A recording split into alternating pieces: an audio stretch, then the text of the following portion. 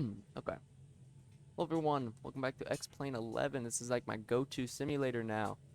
Recently I've bought a new aircraft, and by recently I mean I literally just bought it yesterday. It cost me 92 US dollars. That is the INI Builds Airbus A300-600.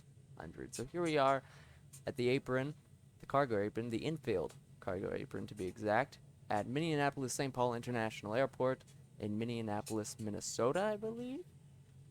Looking up at the base of the stairs of the Airbus A300, the first airliner ever built by Airbus in FedEx colors.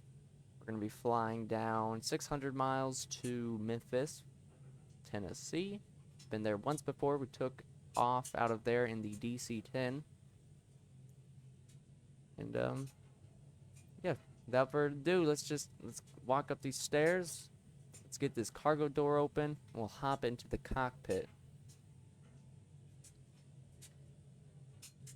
We're just gonna come around here. We're gonna get the cargo compartment entry area lights on.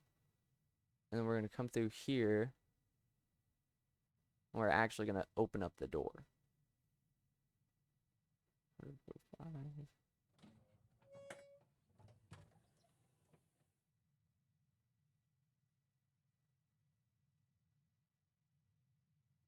And I really love having aircraft with a cargo door. Alright, and then the loader tarmac lights on.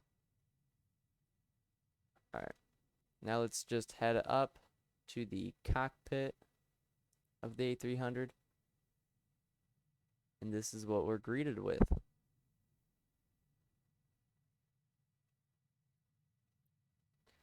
Alright, so we're going to go ahead and get the external power in, and we're going to call up the loader. Then we're going to come up here. I'm going to go through my checklists. Starting off, we're going to set our 3 battery switches to auto. Let's get that dome light on. Hydraulic panel is good. The wipers are off. The gear lever is down. Slats and flaps are up. The reverse levers are down. The fuel levers are off. The weather radar is off. And external power is established.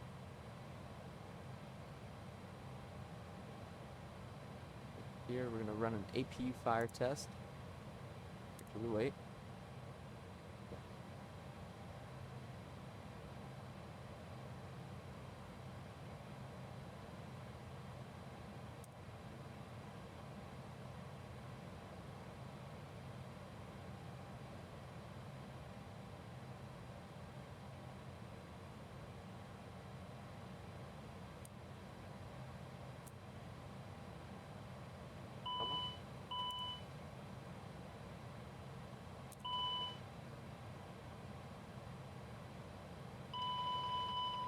There we go.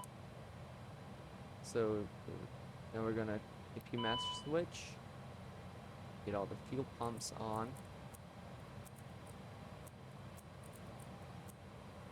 APU start.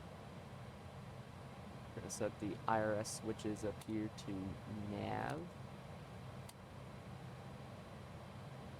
Oxygen on. Annunciator light test. Wind shift.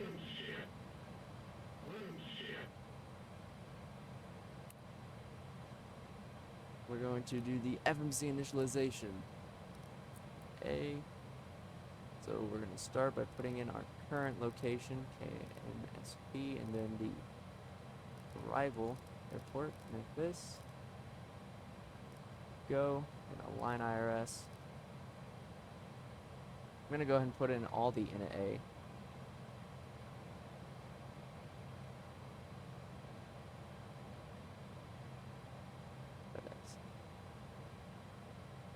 FedEx 9851. Cruising altitude is flight level 310. So there's a lot of similarities with this and a standard Like the A320 that we flew. That frick. Wrong thing. 310, put that back at flight level. 100 is the cost index, the co-route.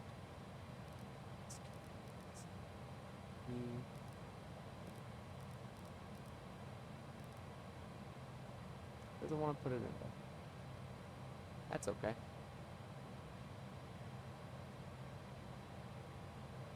And our alternate is KBNA. I don't know what that is, but that's our alternate. Real quickly set some lighting.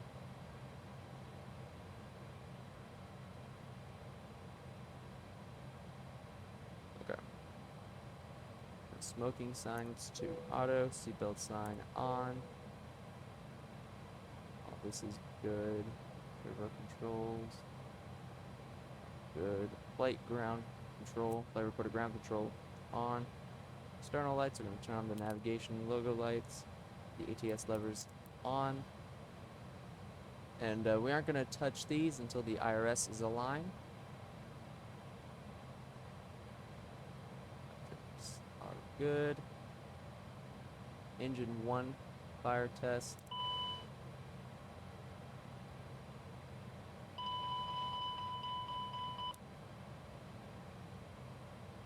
Next page, my checklists. It's going to come up with some stuff.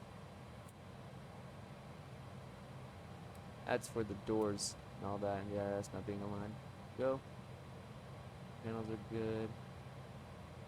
Fuel panels. Good. Cabin pressure panel. I need to move the camera. This is all good. It's mostly automatic, I believe. I'm gonna turn on the window heat. The Pro key. We're going to turn on all of these main deck cargo smoke detectors and cargo compartment smoke detectors, and we're going to run them through their tests.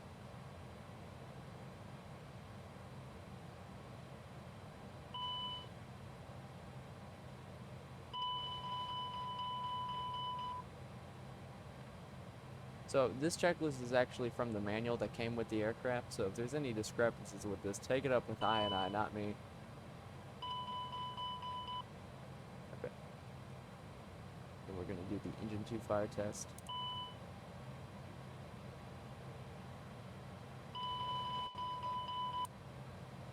Emergency exit lights are armed.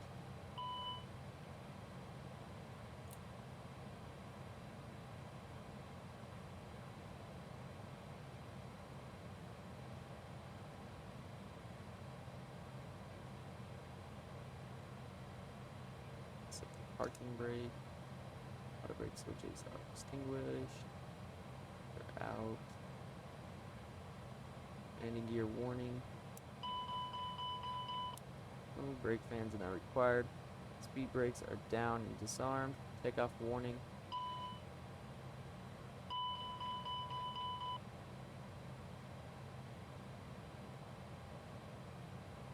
Transponder, we're going to set our SWAT code to 4155.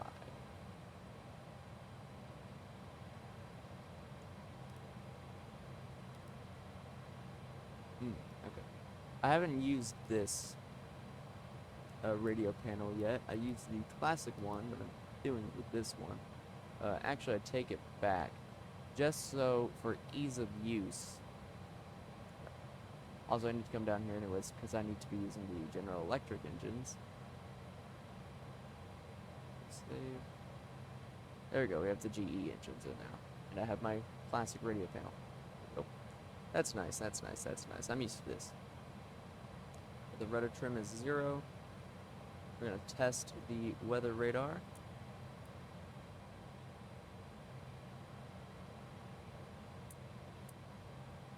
Actually, I don't think I can test that until my IRS is along. So.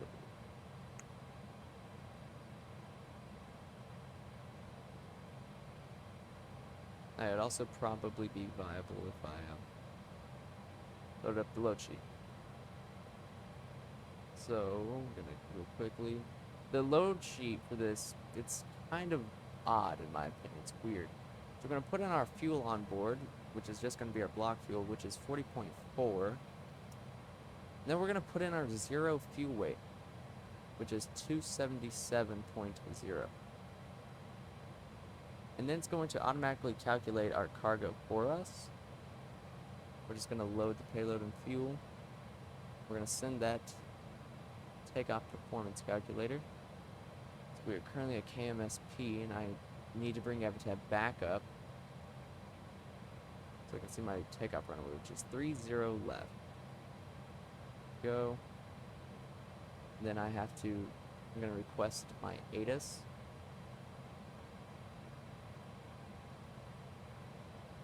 To bring Avatar back up because I'm an idiot. So my takeoff weight is supposed to be 315.2. 315.2. Go. So it's got in the ATIS information. Anti-ice is going to be on, actually. Just, I can't choose wing only, fortunately. But, we're probably going to be using the anti-ice. We'll do it. We're going to be doing a 15-15, so this is for 15 slats and 15 flaps. The air conditioning is going to be on. We're going to be doing a flex takeoff, and just compute that. Get all that good. Computing, and there we go. So V1 148, VR 150, V2 152. Flex temperature is 46C. Takeoff trim is 1.6 up. We're going to send that to the FMS. We're going to come back up to the flight ops menu, ground ops, ground services, loader, load. Also going to get rid of the external power. Okay, can't do that because I have the APU is available. And I'm going to go ahead and open up the APU boots. Now external power can go. The parking brake is engaged so we can remove the shocks.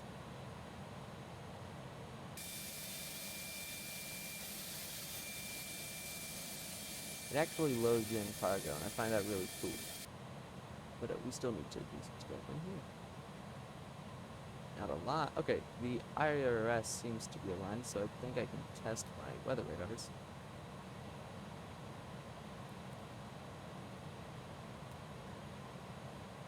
Alright, and now we're going to put in the FMS. Like, fully. So we're going to go to the next page real quick. We're going to, so we need to put in our block fuel, which is 40.4.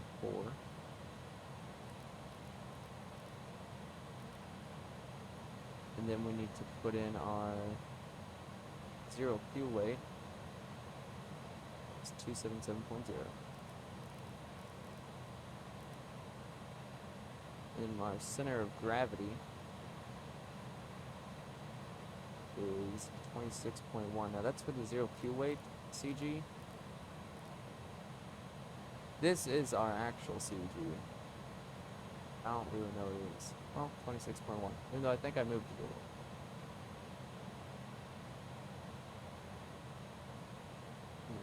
That should be good. And then we're going to good flight plan. Back to you. Second picture. So KMSP.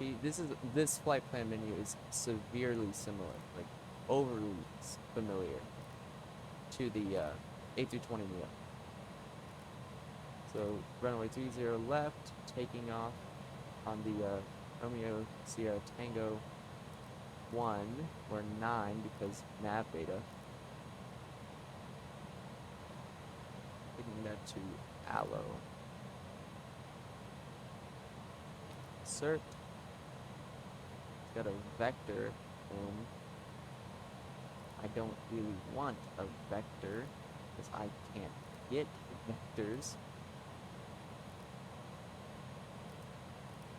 Can I not get rid of the vector? Then I knew this one. I would keep it, but I can't. I don't have any. I gotta be vectoring myself. And that's just too complicated. We're going to be going direct to Kilo Kilo 60 Indy.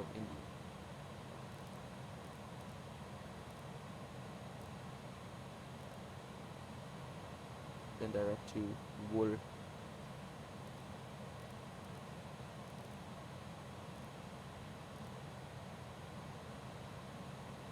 And then KMM star for runway 18 center, barbecue 3. Wool. So for this, we're actually going to be using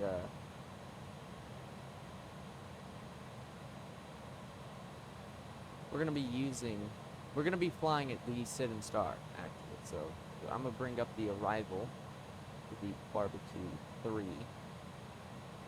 Rotate it there. We're coming in from Wool.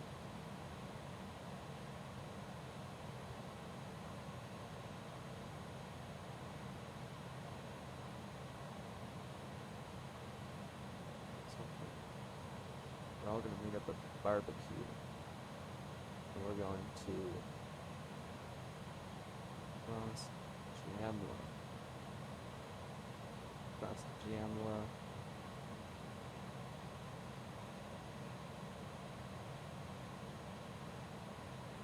Then I'm going to need to pull up the approach for 18 center. Because there are multiple entry points. Oh, there's no entry points. Okay, so it is just fully gotta be vectored in. That's gonna suck. Never mind with what I was doing, but there we go. There's a discount there. That discount can just go. Then it's a vector. So we're gonna get a discount because of that vectoring. But overall, I was gonna say overall, it should be good. If I go to plan real quick, help me. Yeah. So overall, it's like pretty straightforward. Down, and then like straight to there. All right. I'm gonna keep going 15.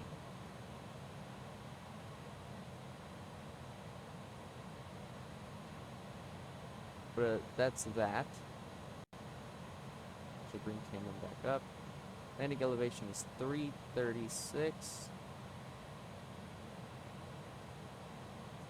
Now, right. Now that the IRS is aligned, we can come up here, turn on the yaw dampers and the pitch trim. That gives us our FCU. So we're gonna set a couple bangs on it. That's the cargo door closing. So I need my V2 speed. V2 is 152. So 162 for V2 plus 10. Now we're gonna go back to Avitab. We're gonna load up a couple of things. So we're going to load up Minneapolis, St. Paul, Memphis. Set our altimeters 3010.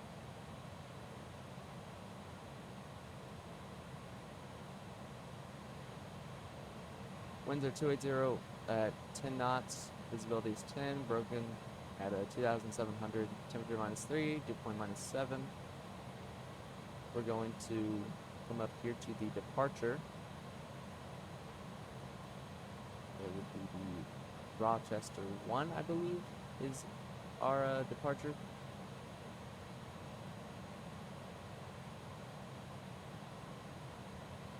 I believe.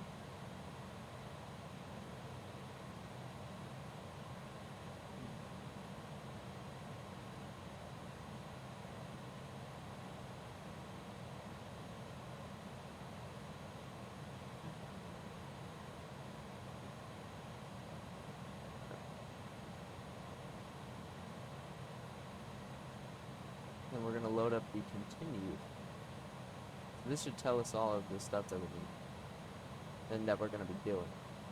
So, take off all runways. We're going to be flying the assigned heading for radar vectors to Foxtrot, Golf, Tango, Vortac, then on to Foxtrot, Golf, Tango, R147, and RST R329 to RST VORDME, crossing to Faux interception, FGT 14 DME at or above 4,000.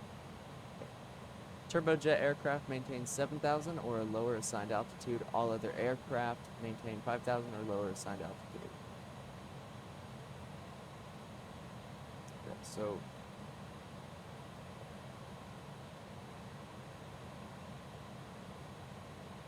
so we're taking off, and it would be this runway. So we're going to be taking off. We'll be making a left turn from the seams of it over to Farmington, and then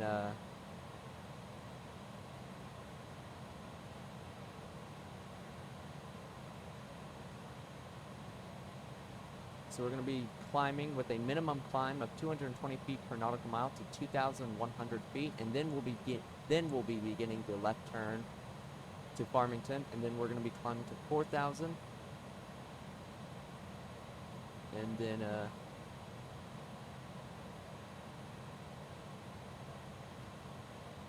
cross it at 4,000, and then we're going to be maintaining 7,000 at the max.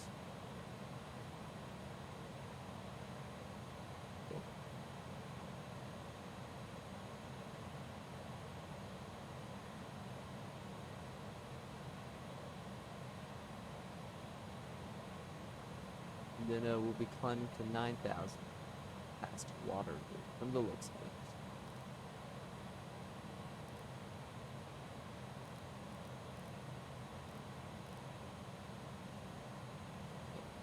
Oh wait, we're gonna be breaking off.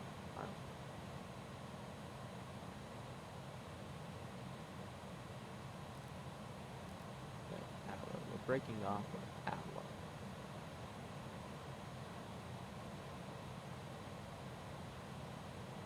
Of which it don't exist on my thing. Oh wait, yes it does. It's Waterloo. So I'm doing my briefing. This is my briefing. So we're gonna be flying off of 30 left up to 2,100 feet. Left turn over to Farmington, and then we're gonna be climbing and passing Faux at or below 4,000 feet, and then we're gonna be climbing to a maximum of 7,000 feet until we're off the arrival. Is that right?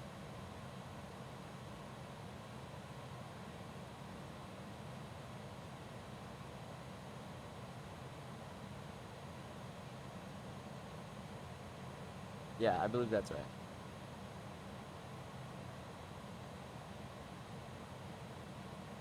So we're crossing Faux at 4,000, then climbing to 7,000 until we're off the arrival, I believe. According to the star, and from what I'm making of it. That's the route description. And just, like, that's what I believe that's going to be happening.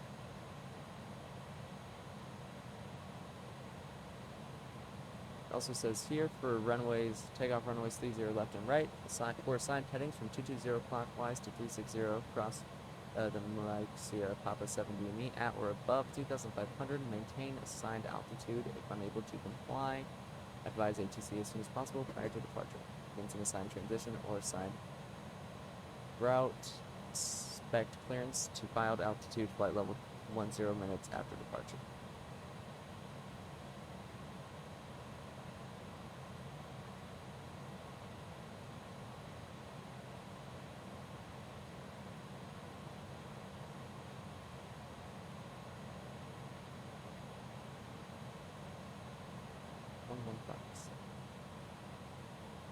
I wish I could get that working. I don't really, maybe I gotta do this. That doesn't seem to change a thing. I don't know.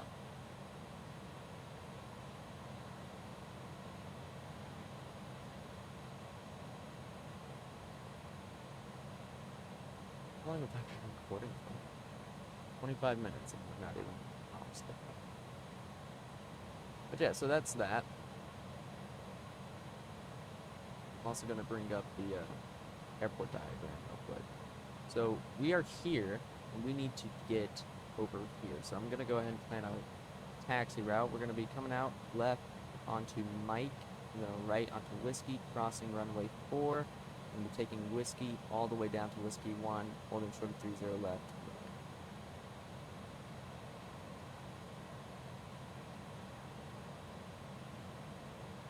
Of course, for 30 left is a 301, so that's what I'm going to set on the heading.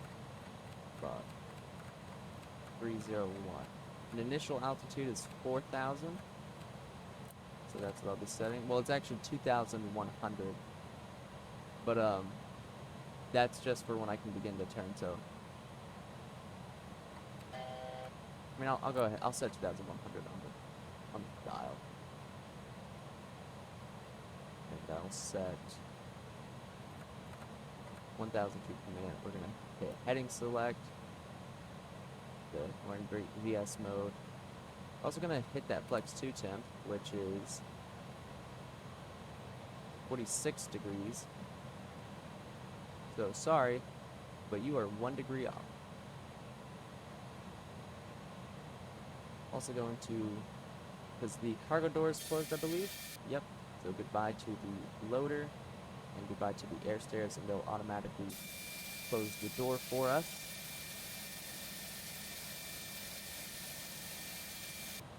And before we get ready for taxi, pushback and start. Actually, let's turn off the light outside. There we go. I'm gonna real quickly pre-plan my pushback. Apparently, that pushback mod for Microsoft Flight Sim is or has gotten an update where you can do something similar to this and pre-plan your pushback, which I am all in favor for. Plan acknowledged. Call me through the menu when you are ready. So I believe we are good for the startup. So all the passenger signs, we're gonna turn the no smoking sign. We'll leave it on auto actually. Fuel quantity, we have 40.6 tons of fuel on board. Landing elevation is set, the altimeters are set, the brake and anti-skid is on normal, the doors are closed, beacon light is on, we get strobe light on auto, beacon light is on, parking brake is on. Better pushback, start pushback. Ground cockpit, tow is ready. And constraints, let's get those on too.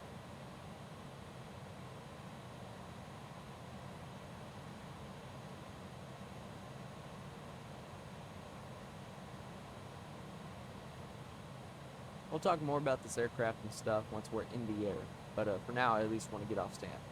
We're going to be recording for half an hour. It is 9:40 p.m. on a Sunday night, and this is meant to be like a 2-hour flight.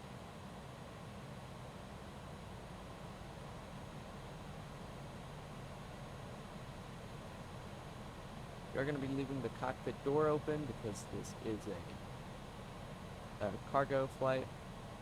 Don't have to worry about it being open. You might, yeah, okay. I just want to. Okay, all doors and hatches are closed. Ready to connect. So we're gonna kick on the electric hydraulic pumps real quick.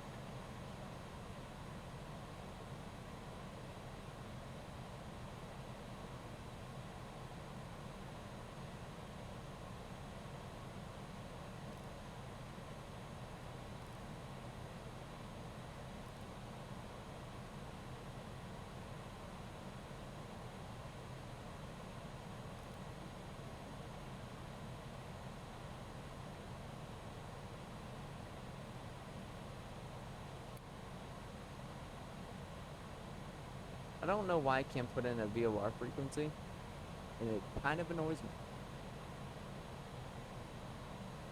So connected and bypass pin inserted. Release parking brake. Parking brake released. Starting pushback. Engine start to start A. And we're gonna hit engine 2 start.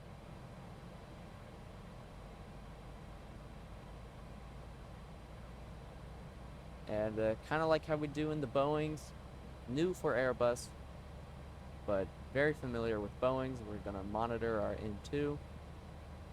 And then at 20% N2, we are going to fuel off.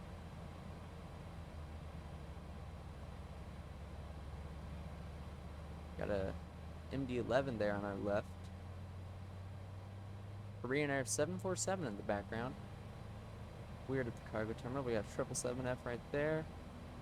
When this blue light for the open goes out, we're going to start up engine 1. I think I just heard it. Starting engine 1.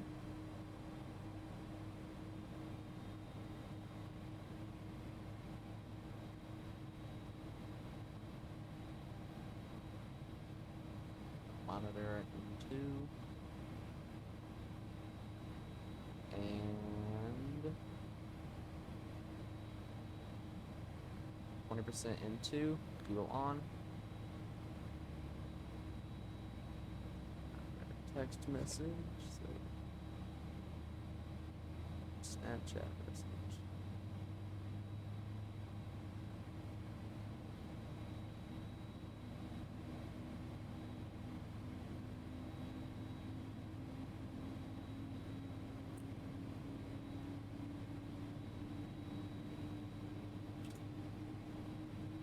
I'm hearing some clicking. While I am not entirely 100% sure if the screens clicked off and then came back on, that would be because they're switching the generators, I believe, the power supplies. Operation complete. Set parking brake. Parking brake is set, and after start checklist, ignition selector, we're going to go ignition off. AP bleed, we're going to kick that off as well. The AP master is then going to go off. The anti-ice, we'll keep the wing actually, we're not in precipitation right now, so we're going to keep the anti-ice off, but we'll turn them on before takeoff. We're going to arm the speed brake. We're going to make sure our rudder trim is 0, but just clicking that reset, we're going to hold it down. I guess you would do. We're going to set our flaps for takeoff, which is 15 and 15. So if we come over here to the flap indicator, you actually have 2 positions, well, markers, slats and flaps. So this is 15-0, so the slats are 15 degrees, but the flaps are still up. Our takeoff is 15-15, so we move it here. As you can see, you have 0-0, 15-0, 15-15, 15-20, and then 30-40. 15-15 is the typical position for takeoff. Some airlines do a 15 slats, a 0 flaps takeoff. Some airlines do 15-20, but 15-15 is the typical. Then we're going to set our trim for takeoff, which I believe is 1.6. Yep.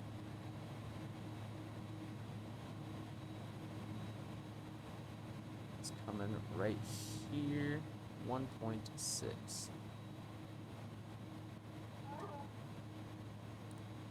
About 1.5, so that'd be about 1.6. Then taxi checklist, we're going to set the nose light to taxi. We're going to turn on the runway turn-off lights. We're going to do a flight control check. Down here to the PM and flight control. Pull left, pull right, neutral. Pull forward, pull back, neutral. Rudder left, rudder right, neutral. The FCU is all set. Auto brake is max. Transponder is set and on standby. Weather radar on and on. Weather or turb, I'm not entirely sure as to which one you set. And then we test our takeoff config, which is normal. And we're good to taxi. So just a review. Gonna be coming down Tango, left onto Mike, right onto Whiskey, coming all the way down to Whiskey 1, holding short of 30 level. Parking brake released, dome light dim, and looking at the overhead, electric pumps, the hydraulics off, and I believe that we are good for taxi.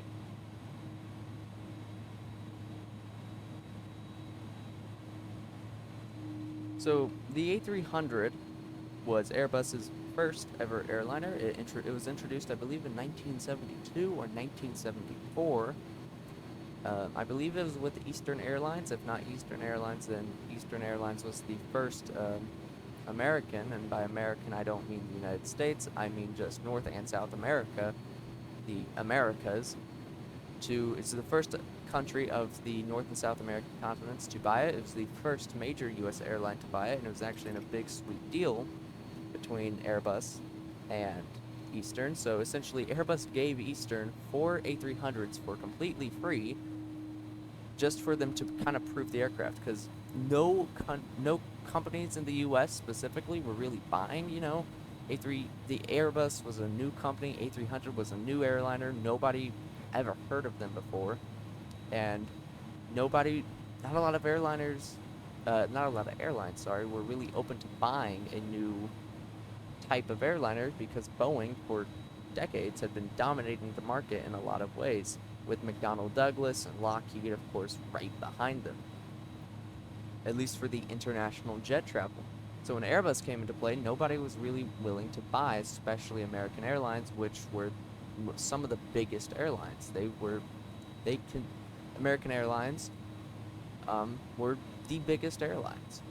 And if you were going to make airliners, you really wanted them to buy your airliners. So Eastern took the plunge. Airbus gave them 4 A300s, and this was after Airbus went on a huge campaign across North and South America, doing test flights and all that across North and South America.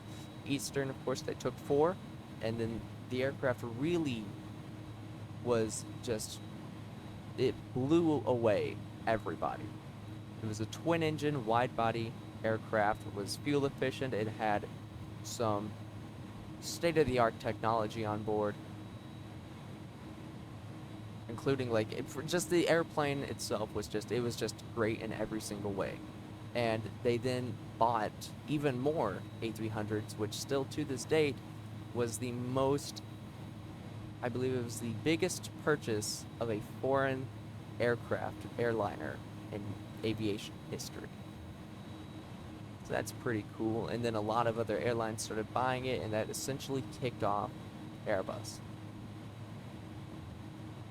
And that's what allowed Airbus to become a thing. And then they made the A310, which was essentially just a shorter version of the A300. Now, the A300 was initially intended to bring comfortable wide-body transport to the low to mid-range market, because of course it was a twin jet. It was in its infancy, but eventually ETOPS did get extended from, I believe, 60 minutes to 75 or 90 minutes, and that really let the A300 go out into the world. To this day, a lot of airlines still use the A300. Specifically, they use the A300-600, which is the aircraft that we are flying. FedEx is one such example. They are the largest operator of the A300-600. They're also the largest operator of the MD-11, the MD-10, the 767, the 757, the 777. It's just FedEx is God, apparently. UPS also uses a bunch of them. I think DHL still uses them. I don't know of any airlines that still use the passenger variant of the A300, which is also included in the INI Builds A300 package. But but the cargo version is still used a lot by a lot of airlines, and I can definitely see why. UPS, they upgraded the avionics, so the A300-600 by default is a 2-crew plane.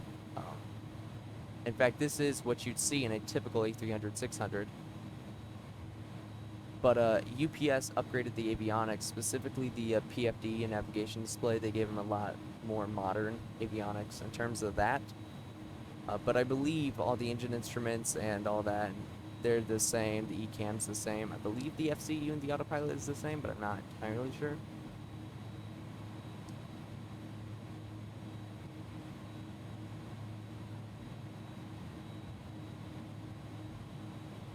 It's occurring to me that I didn't take a picture for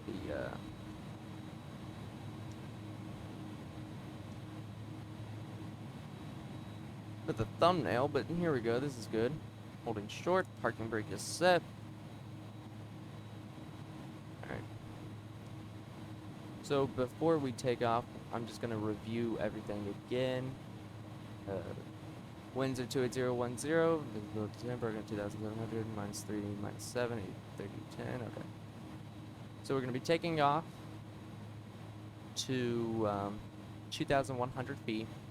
We're going to be making, after hitting 2,100, we're going to be making a left turn towards Foxtrot Golf Tango, VOR, climbing to 4,000 at Fobug, 4,000 or above, to a maximum altitude of 7,000 feet until we are off at Waterloo, and then after that, we are going to be climbing up pretty much to cruise, I'm pretty sure.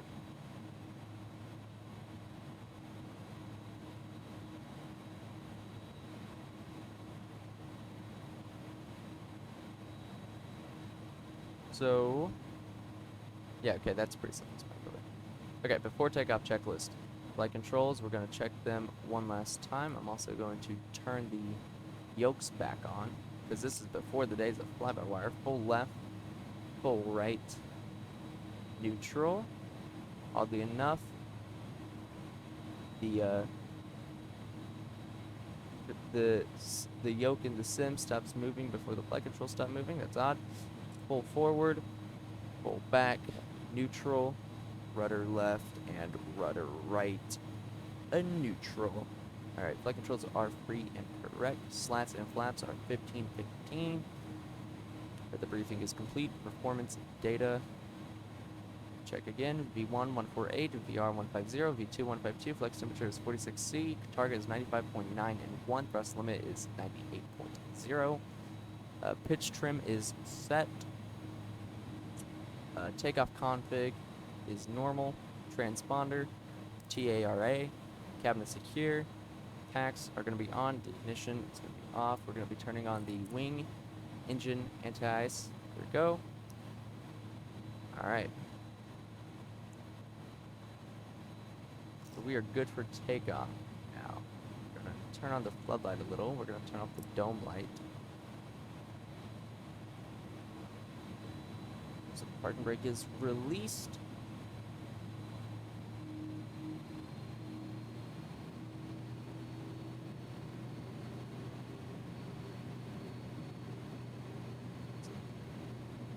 Okay. Now, once we're in the air and I have the autopilot on, I am going to be... It's current to me, I didn't set any of the external lighting. That's not part of my checklist, so I just don't think about it. Strobe lights on, landing lights on, nose light to take off. Here we go.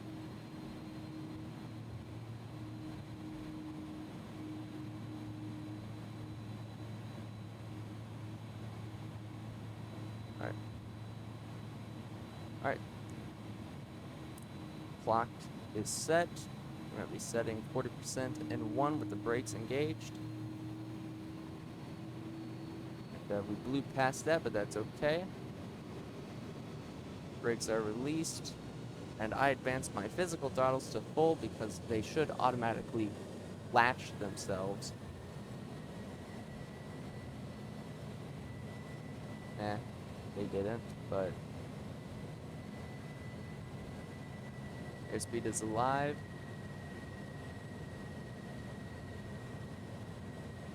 $100 knots.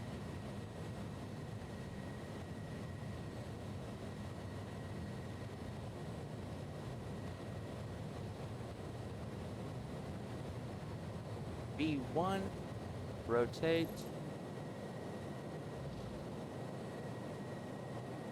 Positive rate. Gear up.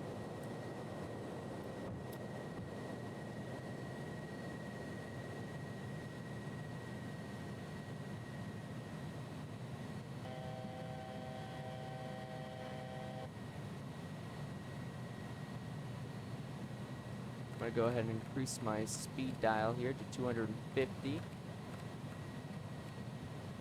Going to engage the auto throttle.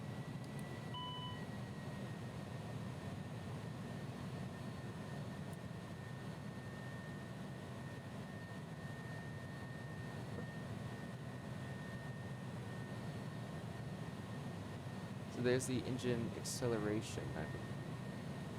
And there's 2,100. So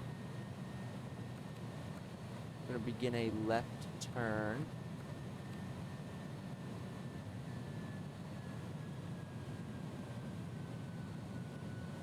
Flaps 15-0.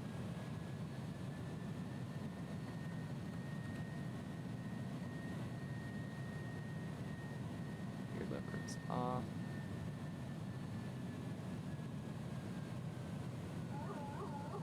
That's the trim wheel, do not worry.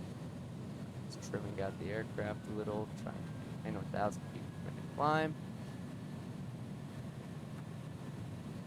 Not what I meant to do. It's fine. Go to a maximum of 4,000 feet per minute. Flaps up.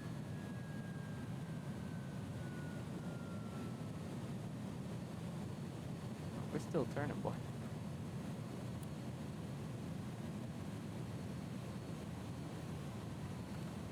I don't know why I thought this would be that difficult. Turns out it's really not that difficult. It also keeps kicking off my vertical speed. Actually, I think I know why, but... Okay. Autopilot went off.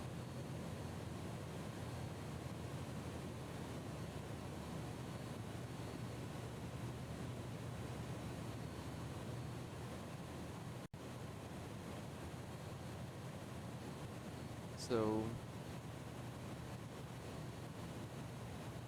cross FGT.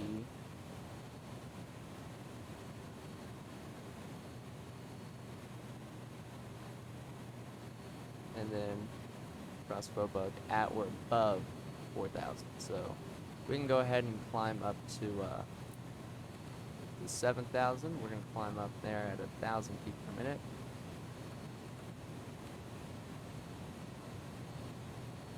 Flaps are up. It says I got a message. Speed limit exceeded. I did exceed it. I did exceed it a little bit. I'll think to it. All right. After takeoff, checklist, spoilers. Disarmed, landing gears off, packs are on, nose lights off, runway turn-off lights off. Anti-ice, turn off the engine anti-ice, but we'll keep the wing anti-ice on. Ignition is off and AP is off. Climb checklist, that's really it to move past 10,000.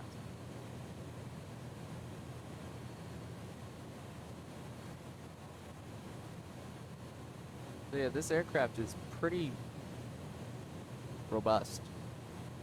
Like, it's retro, but it's not. Press gears, because I don't know how loud this is at all.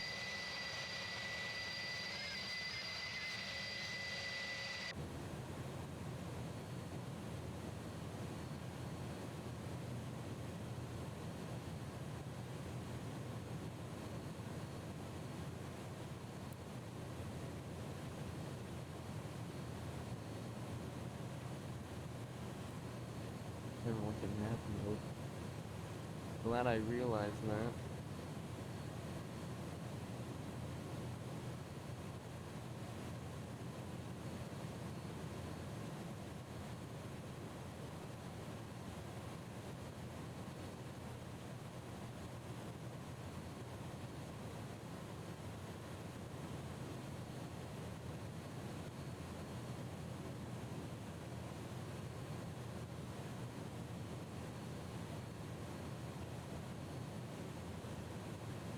I believe this plane does have a VNAV kind of thing, but I'm not using VNAV. I don't really like using VNAV. The only times I've used a VNAV, I've used a VNAV for a full flight one time. One time.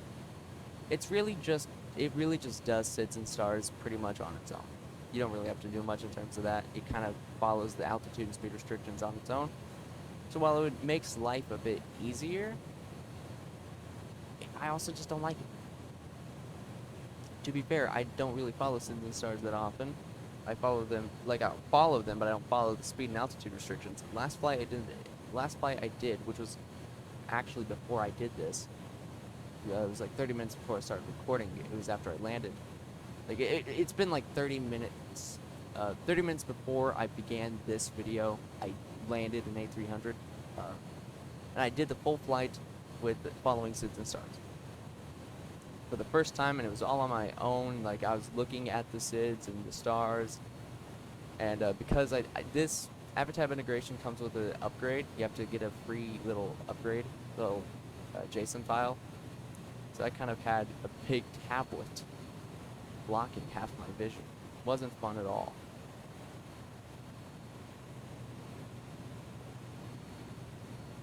We're starting to enter cloud, so, oh wait, actually, seeing stars, but we seem to be skimming cloud.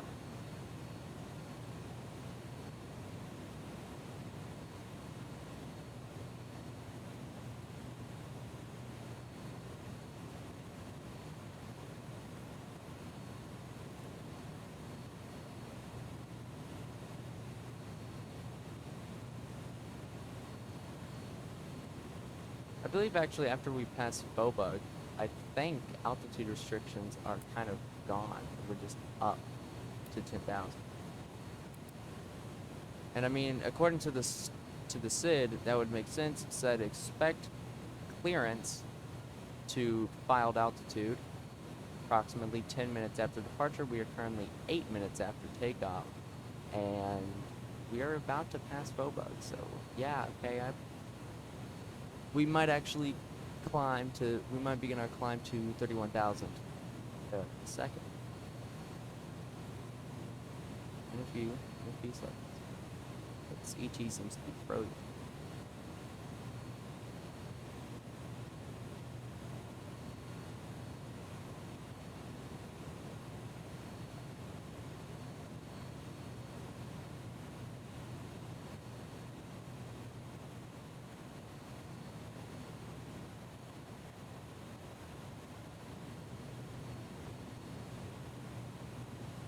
Okay, it's not frozen. Also, I am going to close the cockpit door. And the only reason why is so I can...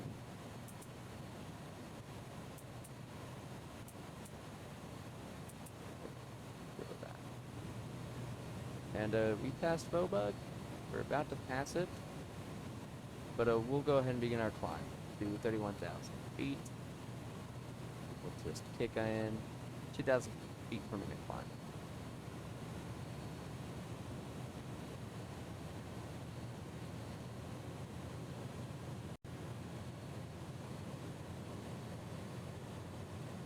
Maybe it was a bit too aggressive. Yeah.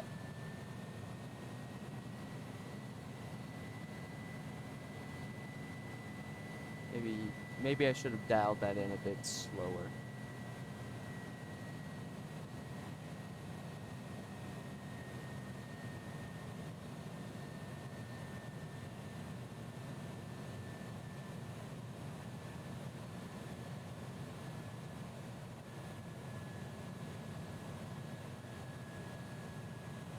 I think we're good. Our TAT is in the icing range, but I think I can see the clouds.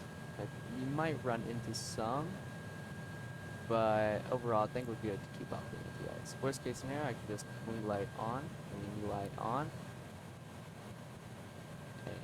And I can somewhat see the wings. I'll keep going. We are about to pass 10,000. 3, 2, 7, 6, 5, 4, 3, 2, 1, 0. And so now we're going to increase our speed to 300 knots. While we speed up, I'm going to decrease our vertical speed. Landing lights can go off. Seatbelt signs can go off. And,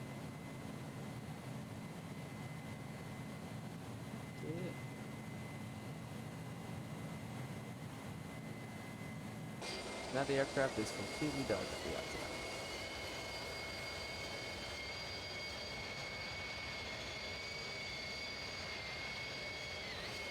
Well, for the most part, with the exception of the required lighting. Now we're gonna slowly increase our speed, our vertical speed to 2,000.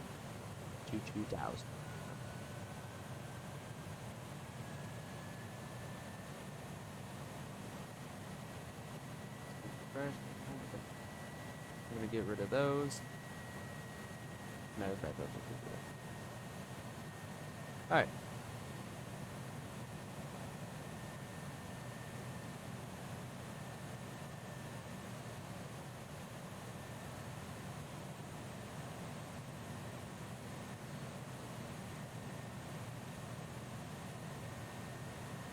So, real quickly, I'm going to go get a drink, come back, and then we'll talk.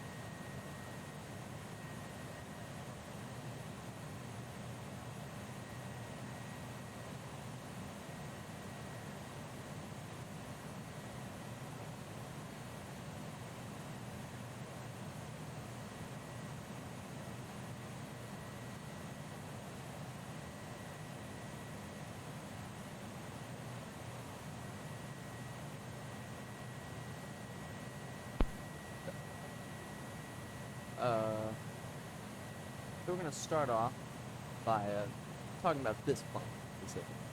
So this is the INI Builds Airbus A300-600R in the F package.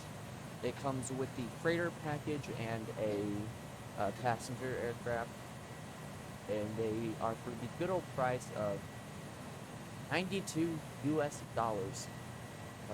with conversion. I can't remember the cost in pounds, but yeah, $92 US. The good news is, if you own the Airbus A310, also made by INI, you get a discount. So yeah, that's nice. And after I bought the A300, I then got a discount on the A310 for about 35%. So they're both the same price, I believe. They're both about $90. But since I bought the A300, I get a 35% discount on the A310. So if I wanted to buy the A310, I would only have to pay $68, which is a lot more manageable. So that's awesome. I really like that, INI. So we already talked about the A300 with this aircraft, the INI A300. So far from what I can tell, it is a good aircraft.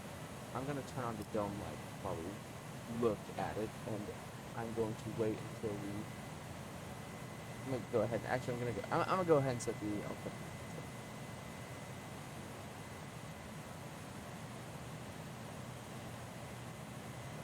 So the aircraft is honestly amazing. It's like Boeing, but it's also like Airbus. I get very similar vibes from both of them. It's overall a great aircraft. You can see our FCU. Yeah, our autopilot panel, which is kind of some reminiscent to Boeing. Very reminiscent to Boeing, actually. Not like Airbus, usually with their pushing and pulling between managed and selected.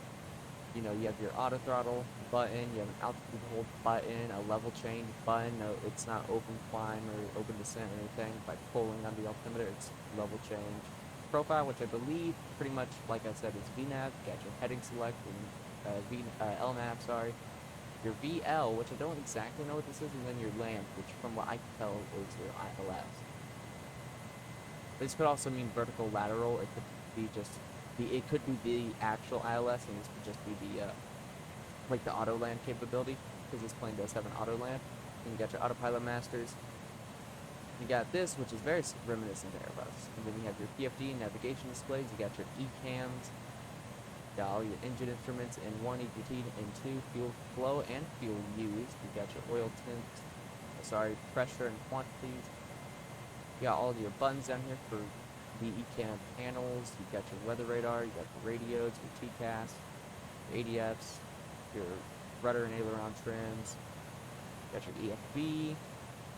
On the overhead panel is it's interesting with this. It's not similar to anything I've really seen. There's certain things that are somewhat similar to certain aircraft, but like overall, I haven't really seen much like it. You got your passenger signs right here. The lighting panel is almost identical to the A320. The major difference is you have separate runway turn-off switches instead of them just being combined to one runway turn-off switch. Anti-ice is very similar. You have your pitch trim and yaw damper as their own independent things. You have ATS, engine trim too. I don't even know what that means. You have your window heater, your Pro P, your smoke detectors. You have your fuel panel. From what I can tell, this is pretty much entirely automated. You just switch on the fuel pumps and that's really it. The generators, all the electric systems, again, they're all automated. You turn on the batteries, and then that essentially puts them into auto.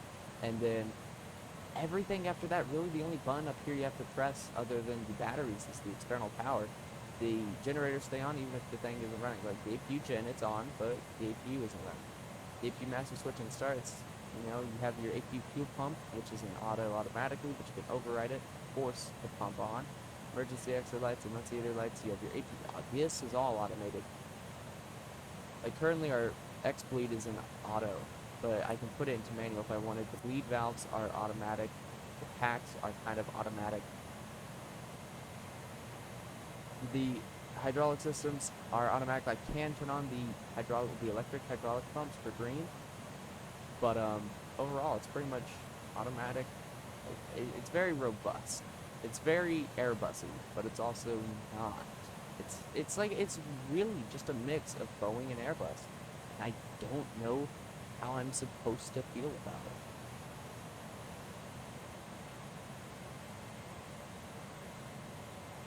I mean, it's a cool aircraft. I'm not gonna lie, it's very worth the money. I don't really know how in depth it is. I've never researched the A300. I'm not type rated on the A300. But from what I can tell, this is a very realistic aircraft. And since we're in the mock territories, we're going to go ahead and switch over to a level change. And we're going to be cruising at about 0.78 Mach. I'm going to completely disregard whatever it's saying when it switches over. Despite the fact that it might, do that because it's not meant to, I'm not going. I'm going 0.78 Mach. I'm going to force that on. The one thing that I can say, there's no fly-by-wire in this aircraft. Now, I would also just like to reiterate, this is a 1970s aircraft.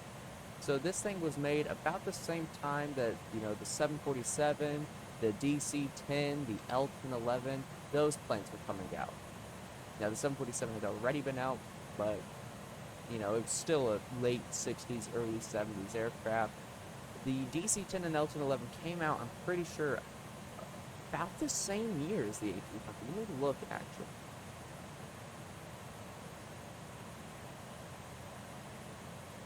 So the Airbus A300 was introduced in May 23rd, 1974 with Air France, actually. And the current primary users of the A300 is FedEx, UPS, European Air Transport, Leipzig, and Mannheim.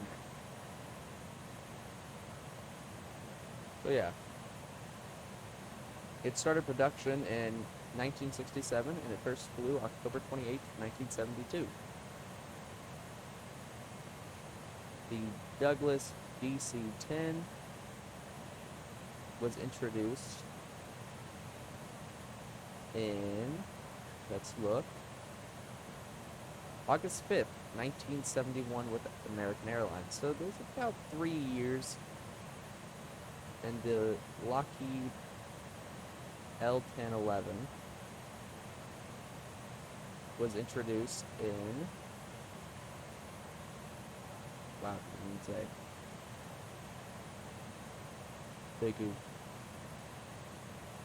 It was introduced April 26, 1972, so about 2 years. But, you know, around that same year. Around the same year. Like, it probably saw... Let's see, what was similar? What was aircraft around the same time? That was after, so what the...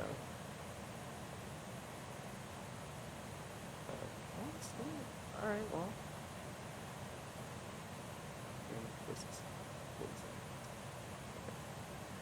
Still, so this it was introduced between the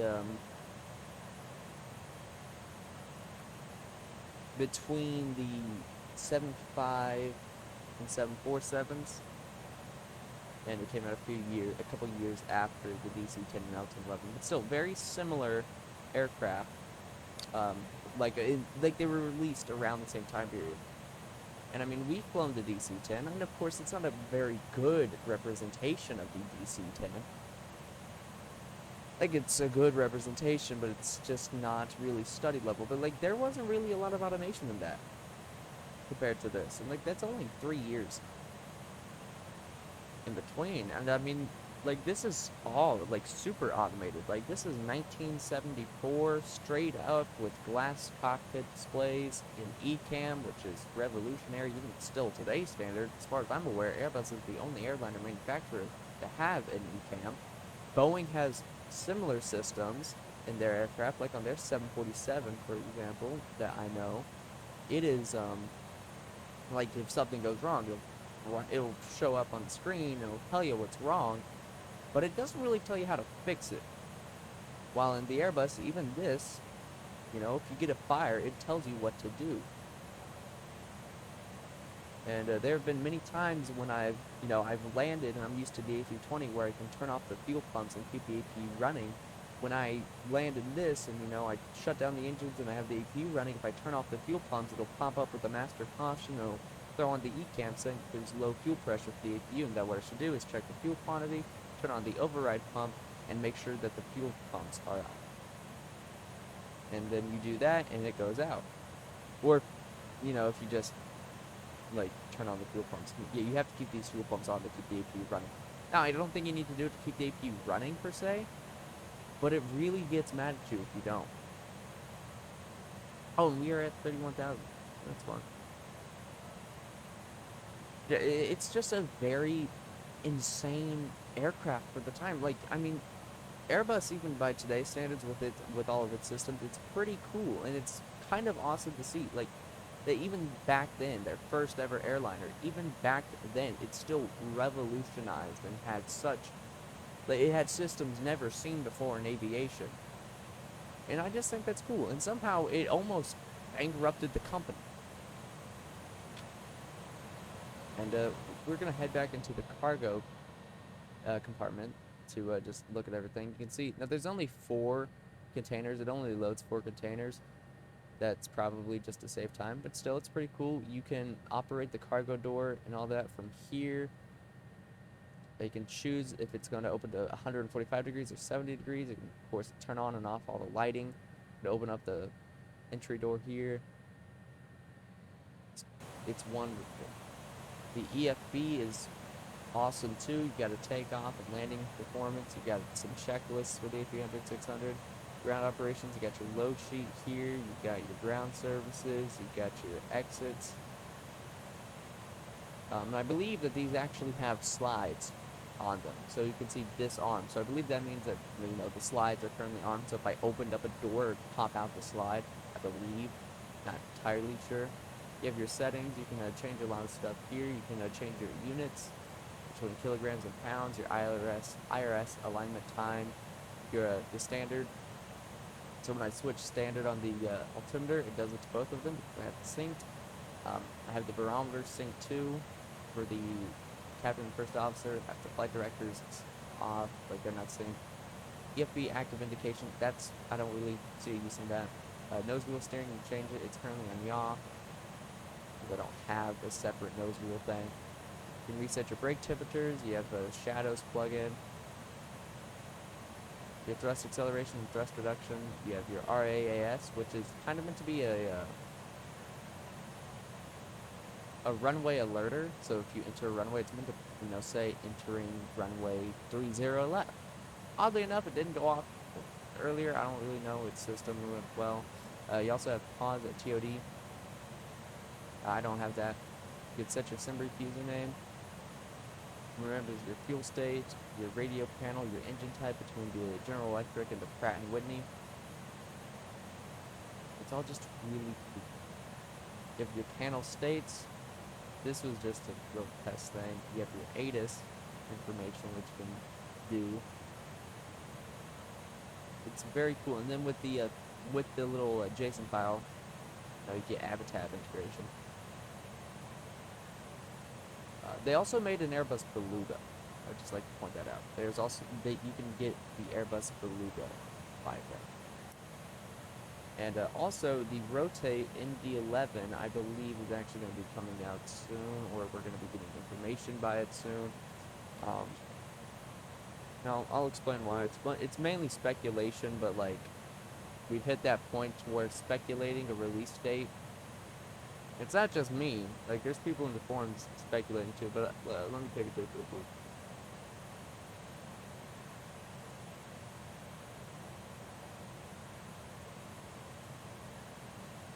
I would I would switch the views that you guys could see my desktop. However, last time I did that, I accidentally leaked my location while recording a video. So, yeah. Which sucked because that was a video that I really wanted to upload. And, yeah.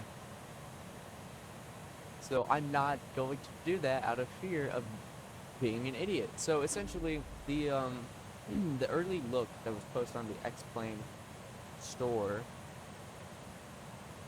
it said, preview, the description said preview of the MD-11 by Rotate ET.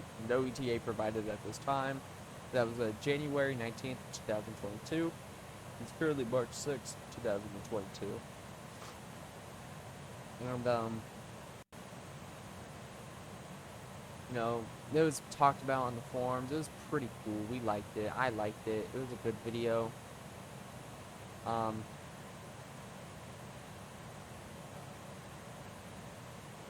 So, last Tuesday, I believe, March 1st, 2022. Oh, crap. I just realized tomorrow's my friend's birthday. I just realized today is March 6th, and March 7th is tomorrow, because that's how dates work. Wish her a happy birthday, y'all. But, so, March 1st, X-Plane sent out a newsletter stating that the MD-11 was in the coming soon section. Somebody speculated on the forums that they think it was more weeks for a release. Somebody responded they did the same thing with the FlyJSim Q400 3 months before release. It's fair. And then, same day, I realized something. I looked at the newsletter and it linked the early look video, so I clicked on it and I realized something. Hey, the ETA changed, and I spent 30 minutes because I was bored and didn't have anything to do looking, and it did in fact change. It went from no ETA provided at this time to ETA soon. And I posted on the forums, y'all, this is complete speculation, but I figured why not. So the email that X-Plane sent out from the store included the MD-11. It linked the early look video they released in January. The description says ETA soon. I don't remember it saying that. So a bit of digging, because I had nothing better to do, it did in fact say no ETA provided at this time. Coincidence? Probably. But it's something, and if someone loves the DC-10 and MD-11, I'll take it. What are y'all's thoughts on it? Simple coincidence or no? Somebody responded to that. I think it isn't a coincidence that they're throwing out a little hint. And some dude responded saying that they were just about to come and post that they changed the ETA to soon. Hopefully we can see this bird in a few days or a couple of weeks, but I think we'll definitely have it in our hands by the end of March. And somebody posted a meme saying, me right now with all the speculation, it's SpongeBob when he wants the water, saying, I need it. And somebody responded, just reaching the point of speculation is a milestone. It was a long journey. Hope to see an announcement soon. Go Rotate. And this dude, on Thursday, March 3rd, just went complete far-fetched idea. and I will read it word for word. This is posted by Juko, or JKKO, on the forum. Call me crazy, but I think the MD-11 is coming out on March 11th. Now, this is just speculation. I'm probably acting like a conspiracy theorist right now, but hear me out. M could represent the month, so March. D would represent the word date, and 11 would be the date. So the MD-11 hopefully comes out on the 11th of March. Again, I could be totally wrong about this, but I really hope this may be it. And to that I say, and I did say, while that seems a little far-fetched, it'd be really cool if you were right.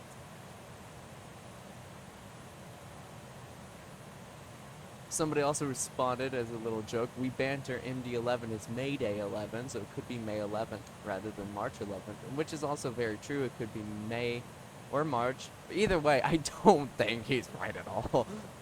I really want him to be right just simply so we can get the aircraft, but like, no way. Not a chance, dog.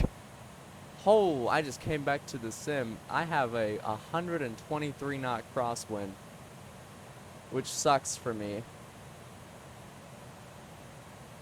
But yeah, it's just, it is a very far-fetched idea that I really want to be true just so I can get my hands on the MD-11.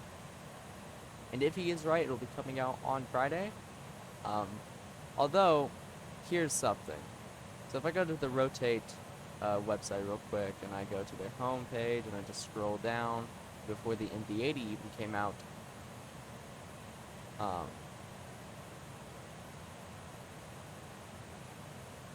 on December 2nd, 2015, they've said that they posted on their webpage that the MD-80 was coming soon. We are pleased to announce that the Rotate MD-80 will be released in the next few days, meaning Rotate does not shy away. They say it's going to come out days before launch. And that was exceptionally true in this case because just 4 days later, on December 9th, wait, 7 days later, sorry, a week later, December 2nd to December 9th, the MD-80 was released. So if it were to release exactly a week before the 11th, it would have been last Friday or the 4th. If they were going to keep that, they could also just, you know, completely surprise us and say, hey, y'all, it's coming out like tomorrow. Again, I don't really think he's right at all. Now, it would be really cool. They've released an early look video a couple of months before now, like, you know, January 19th, it's March 6th now. And from looking at everything, looking at that video, looking at everything, you know, the increase of the newsletters that they sent out regarding the MD-11 coming soon, the changing of the ETA, signs are pointing towards a release soon. However, again, I need to reiterate, this is all speculation. Rotate has not said a single thing about anything since October when they said it was in beta. I can't remember if I talked about this in my last video, but I did notice that in the early look video, in all but one shot, the beta is gone from the MD-11 library. Like, if you look at the beta page, if you look at the note saying that's in beta, you can see underneath the MD-11 on the #2 engine and on the fuselage, it says beta program. If you look at the thing, you know, it's just gone. The beta is gone in all but one shot. And that one shot is the views of the plane at night. Other than that, beta program is nowhere to be seen on the airframe. Anywhere. Like, not even a sign that it was once there. Like, it looks like the default library that you get with the plane. And I noticed that, and I didn't want to say anything about it because it could have also just been like a, you know, just a different library. But that coupled with this, it's kind of like, you know what, maybe it's no longer in beta and they're just lining up a release date, you know? A release time frame. In which case, maybe he's right in that it is coming out March 11th, or maybe the other dude, which is probably more right because it makes more sense, May 11th. Either way, the aircraft, I think, will be out either by the end of March, or if not by the end of March, then at least sometime in April or May. I don't really see it coming out after that. If it doesn't come out before June, I think the aircraft is dead. And I say that solely because it's 3 months away, and everything points to it being done. Like, from what we've seen, from the early look video, it looks done. Either way, again, it's just all speculation. But, you know, considering that they haven't said anything about a release or anything on the 11th, I don't think it's coming out on the 11th, unless they really just want to slap us in the face and say, oh, yeah, hey, y'all, it's coming out tomorrow, and, like, break everybody. Because it's like, we waited 5 years, and then it's just, boom. Like, you tell us the day before release? I don't know. But it would just be very cool if it came out on the 11th. Not that I have the money to buy it anymore, because I spent $92 on this. And I swear, if I spent $90 on this A300 just for the MD-11 to come out, like, days later, I'm gonna be mad at myself. Either way, I mean, it's worth it. Don't get me wrong. The A300 was worth it, but it's like, you know, it could have had an MD-11. Between the A300 and an MD-11, I would take the MD-11. But you know, I'm really excited to see the actual. Either way, the plane's coming out eventually, sometime this year, definitely. But still. And I mean, it makes sense that it'd be out of beta now. Beta testing for planes usually lasts like 6 months on average. That's, you know, it takes about that long. And, you know, it entered beta in October, so it's been about November, December, January, February, March. It's been about 5 months. Almost 5 months. It entered beta, or at least when they told us that it was in beta, October 23rd, 2021. So it could be in beta. Still, it could be not. Again, they are probably out of beta, but just looking for a release date. And, you know, colluding with the store, trying to get in a little thing, getting it ready, working on pricing and release dates and all that, probably now. And they probably started doing that about the time that video came out, or maybe a couple weeks afterwards, so it would be pretty cool if they were in their final stretch. Now, I looked to see if maybe there was a date relating to the MD-11 that they were trying to go for release, and I don't think that's the case. It first flew in January of 1990 and entered service December 20th, 1990. But the first prototype of the MD-11 began on March 9th, 1988. So maybe we see it on Wednesday. You know what? Just for the sheer fact of, since everybody's speculating a release date now, I'm gonna throw in my 2 cents. Here we go. Here we go.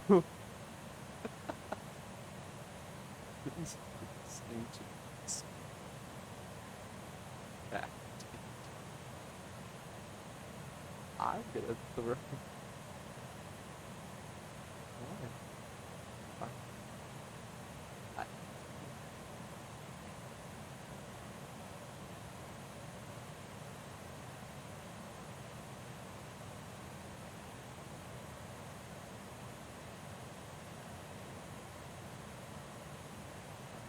It's so stupid.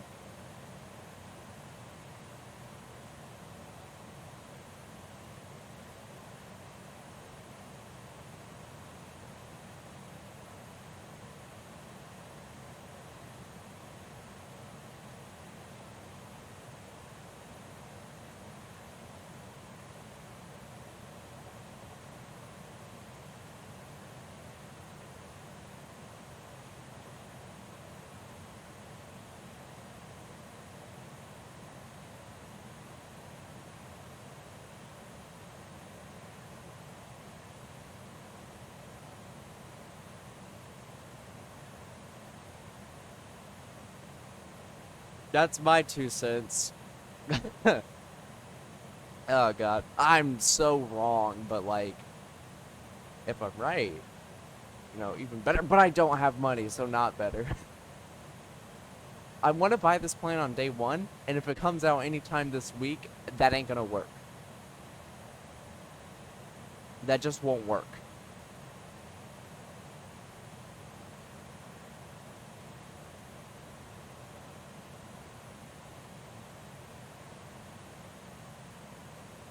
Although I guess if it comes out anytime this week, that gives me even more incentive to work hard to get money to buy it. Because like, it's out, I want it, it's out. I just need the money to buy it, and I get it. Instead of like, I can take, a month to get it because it's not even out yet. I don't even know the price. Like, I want a price on it. I'm assuming 80. That's what I've been going for months now. I'm just assuming 80 because it makes sense. It's less than TOLIS PMDG. It's less than the A300, but it's more expensive than their MD-80. How far are we? We're We're not really getting much with that tailwind. Headwind, sorry. I'm very interested, really, like, completely honest. I'm very excited. I'm very,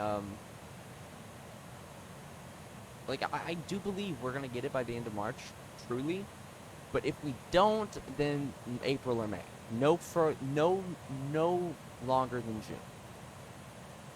Because it's just, it seems like it just, yeah.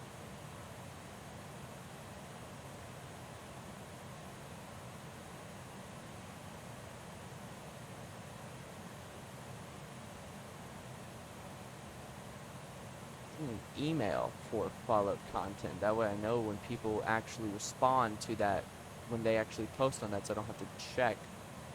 And I'll know when something major happens immediately, because Rotate doesn't have a newsletter. I'll know when something happens with the MD-11 now, because I have it set to where it'll email me. I just set it to where it'll email me when anybody posts on anything that I'm following, and I'm following the MD-11 form. So now when anybody posts on it, I'll get an email. So I'll know if something major happens because my phone will start blowing up with emails from this form. Instead of me like checking, one day after like 8 hours of life and like 20 hours after I last checked. And it's just like, there was 100 pages yesterday. There's now 133 today. Now I'll be able to get all like 50,000. Now that I think about it, it's actually a really dumb idea. So you know what? How about we just back away from the MD-11 for a second? As much as I hate to do that, PMDG has released their trailer for their 737 for Microsoft Flight Sim. That's pretty cool. I've watched it. It's pretty cool. I'm not gonna lie. No release date yet. No release date yet. And I don't know when we're gonna get a release date. Honestly, I'm kind of interested to see which will come first, the PMDG 737 or the Rotate MD-11. And honestly, I was going to buy the PMDG 737 for Microsoft Flight Sim, but I've actually stepped back from Microsoft Flight Sim. And like, the X-Plane 11 has been like my go-to simulator now, because I have so much aircraft for it now, like so much better aircraft. Like, let me do a rundown of what aircraft I have. I have the Level 11 Zybo 737 in G series. I have the FlyJSim 727. I have the Sparky 744. I have the Felix 742. I have the A300, and soon the MD-11. Like, I have a lot. I have a lot now. And I've been playing X-Plane a lot more than really any other sim. Now, the reason why I've stopped really flying Microsoft Flight Sim is because there's not enough aircraft in it right now. You have the fly-by-wire A320neo, and the Aerosoft CRJ700 and the PMDG DC-6. Now the DC-6 is nice and I love it. It's my favorite aircraft for Microsoft Flight Sim, but it's very limited in a lot of ways. And as someone who does a lot of flights that are similar to real world flights, the DC-6 isn't really optional. The A320neo, while it's fun to fly, it really gets boring after a while flying the exact same aircraft over and over and over and over and over and over and over and over and over and over and over and over and over and over. The Aerosoft CRJ700, you know, it's fun, but I don't like aircraft that don't have I really like auto throttles, okay? Now in the 727 it's not that big of a deal because oddly enough I can get the power actually really good even without the chart, but in the CRJ it's just I'm always having to change my power. Like I can never get it to stay even reasonable. If I move my throttles not like by a quarter of a millimeter, it's like suddenly I'm speeding up.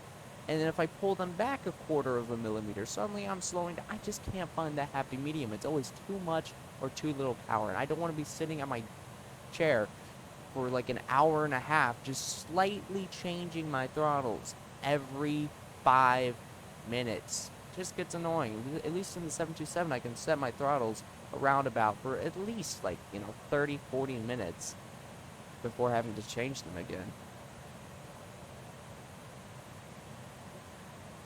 And then in the DC-6 it doesn't have an auto throttle, but you don't really try and maintain specific speeds, you just maintain specific power settings. And it's a lot easier to set a power setting to, you know, to maintain a power setting rather than setting a power setting to maintain a certain airspeed.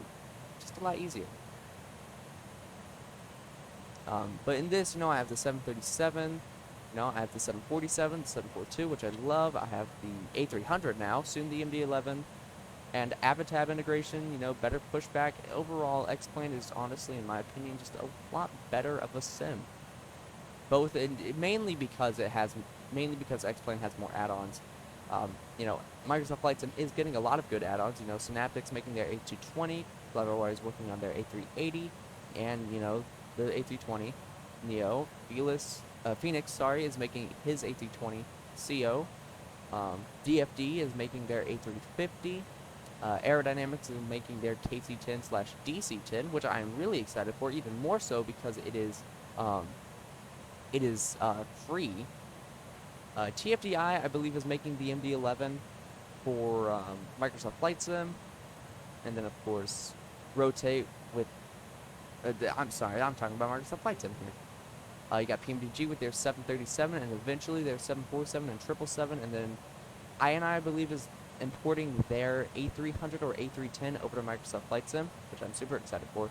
One thing I'm really interested to see if it's their A300 and if the import is going to, if people are going to get free copies of those for Microsoft Flight Sim, since it's a port over. Probably not, but it's still, you know, if it is, that'd be pretty cool. I know some creators for aircraft in X-Plane 11. I think Tolis said that they'd give their they'd make a free upgrade for their aircraft for X-Plane 12. Do not quote me. I think they said that, but I do not know at all. Do not quote me. Do not. All right, just do not quote me. God forbid I get Tolis knocking down my door for misinformation. But you know, X-Plane, it just has a lot better aircraft. You know, I got the INI A300, A310, their Beluga. You got the Flight Factor A320, 757, 767. I believe they made a 777 as well. You got the Flight J7, 727, 732, Q400, the Felix, Tupolev 154,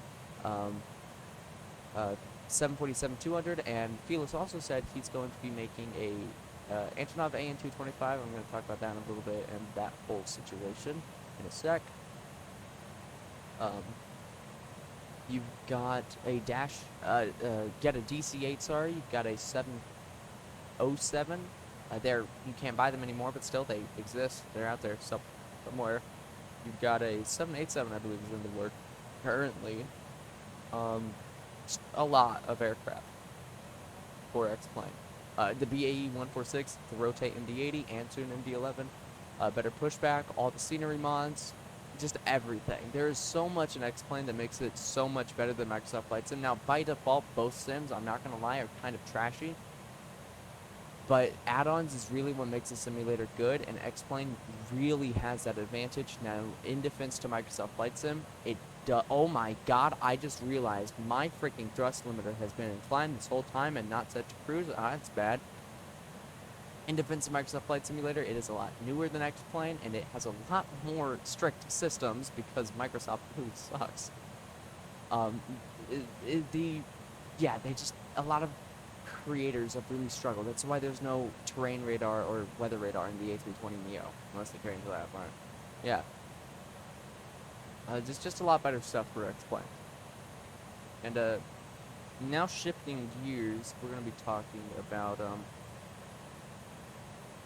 some stuff going on in the world. The world is not fun anymore. About a couple weeks ago, I believe it was actually, I think it's been 8 or 9 days now. Vladimir Putin ordered his troops to conduct a special military operation in eastern Ukraine. Now, what followed after that declaration was, from the looks of it, even from day one, even from straight off the get-go, a full-scale invasion of Ukraine.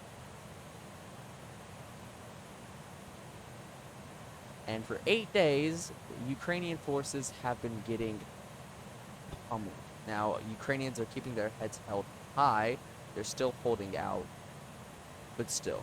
They're currently, I can't remember, but peace talks were set into... Okay, so peace talks were set, they failed, and then they were set up again. I don't know the status of them currently. But a lot of things have happened since then. A lot of nations, the entirety of NATO, a whole bunch of other countries all across the entire globe have essentially condemned Putin himself. They have put sanctions on Russia and Putin himself. There has been an economic crash in Russia. A few hours ago, I saw a post saying that workers were striking at a mine, at an oil mine, because the Soviet dollar, the ruble, I believe it's called, essentially the value of that just... a lot of things have happened economically, geopolitically,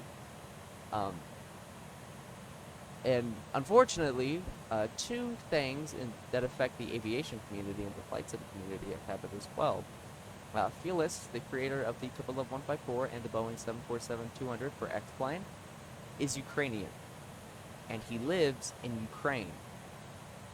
So you can definitely see how that's a major thing for a lot of flight simmers, because he's a very big name in the flight sim community, and he himself is at risk of his life. So that's definitely nerve-wracking. That definitely weighs on us. And another thing that affects the aviation world as a whole. The biggest plane ever created in human history, the Antonov An-225 Mriya,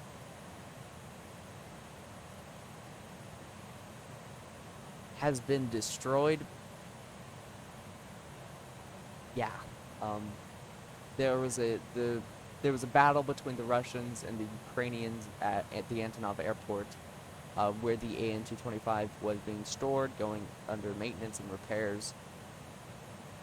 And during a Russian artillery barrage on the airport, we don't know why it happened, we don't know what started it, but we presume it was because of the artillery blasts. But there was a fire underneath, there was a fire in the hangar where the Antonov An-225 was being stored.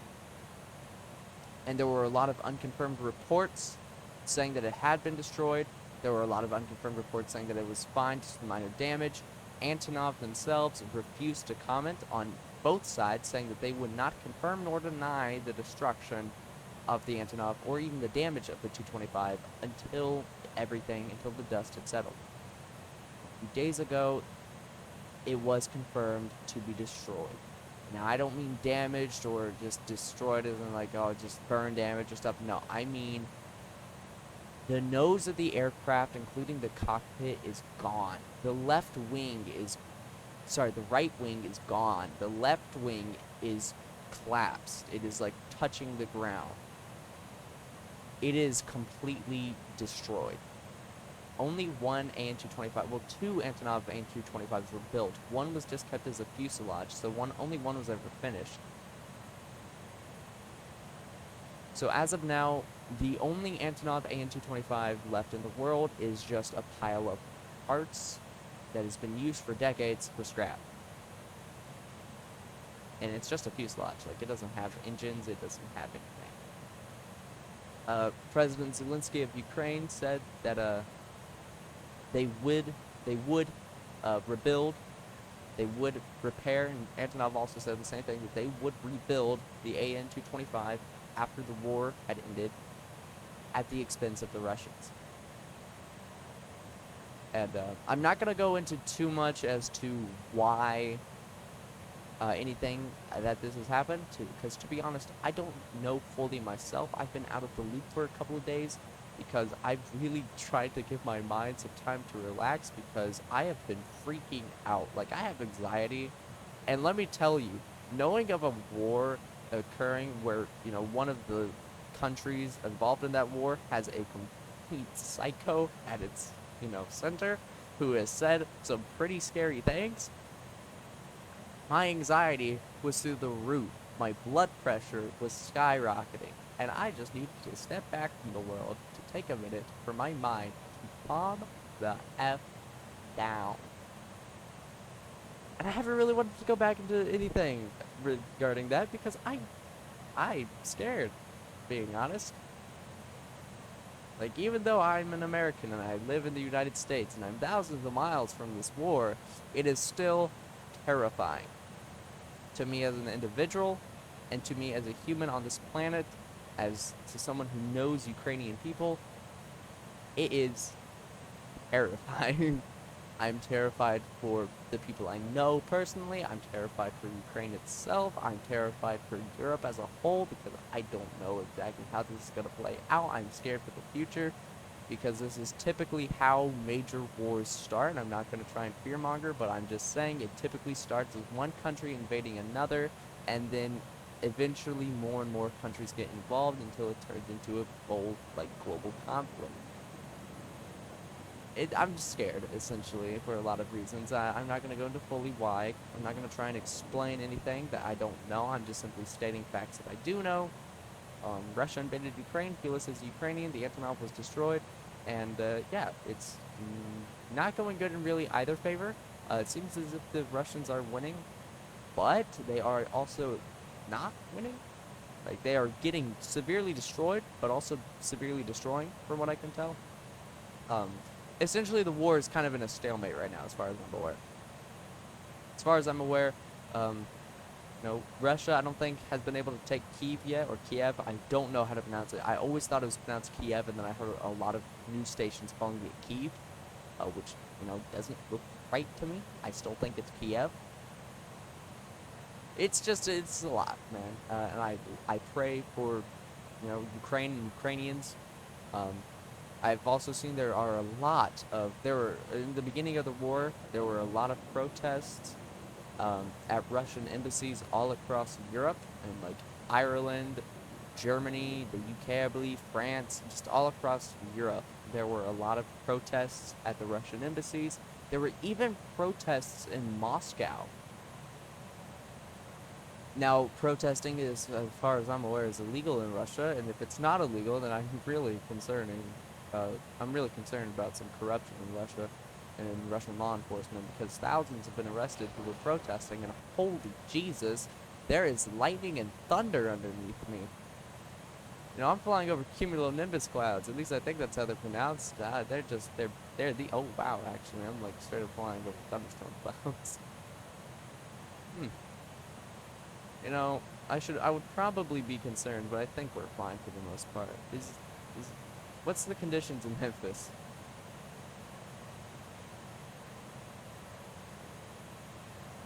Winds are 160 at 9, visibility is 10, few clouds at 4,900, broken at 7,500, overcast at 9,000. So it's fine. I'm assuming this is just going to clear up though.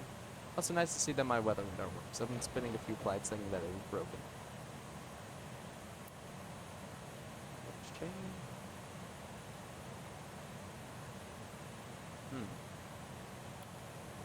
I don't think it's goes that far. But yeah, it looks like this cell ends probably about right here. Okay, yeah. But we should be good entering Memphis. But for now, we have to live with flying over a thunderstorm. So typically, you wouldn't do this. And even though we are a cargo aircraft, we want to make sure our cargo is strapped in. So I'm going to turn on that seatbelt sign. And I'm going to turn on the no smoking signs, too. Everybody put your cigars out. Fasten your seatbelts. Let me just, you know, click my seatbelt there if only I actually could. Also, I'm pretty sure I have night vision. Yeah, I don't really know why anybody would want to use this. Although I guess I can see that on the overhead.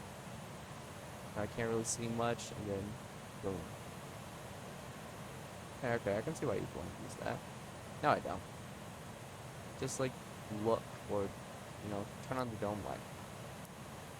I also got a storm light. Oh. Oh.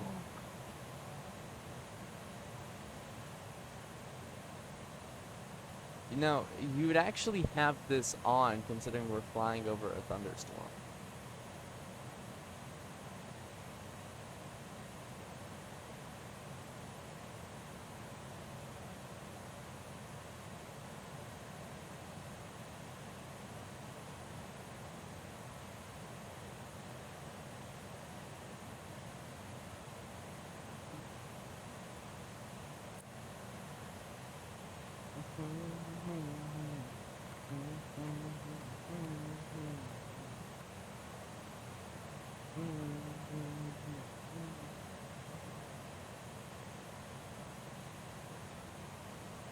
Now, for the sake of the fact that this is making my eyes bleed, I'm turning that off.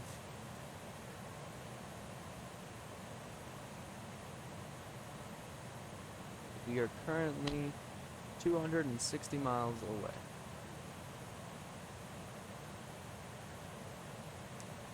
Not popular or something, but I'm.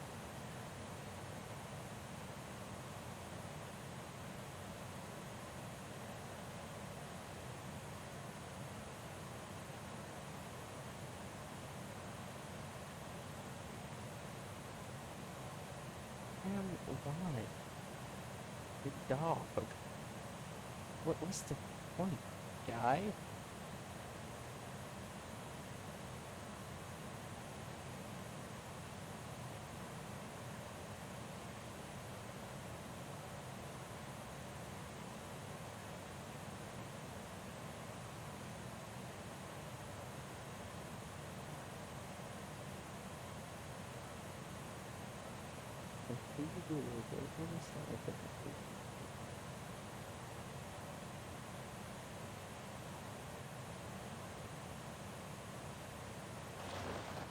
Oh.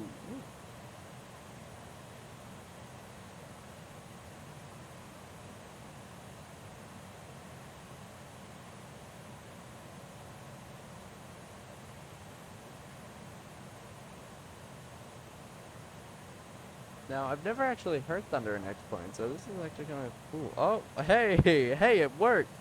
My email just went off.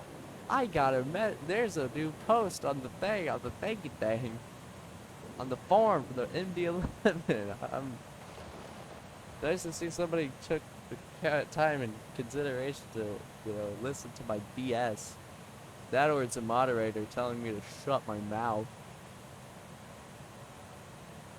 There was a moderator a couple weeks ago who posted, "Please keep the forums on topic. Failure to do so will result in a temporary ban."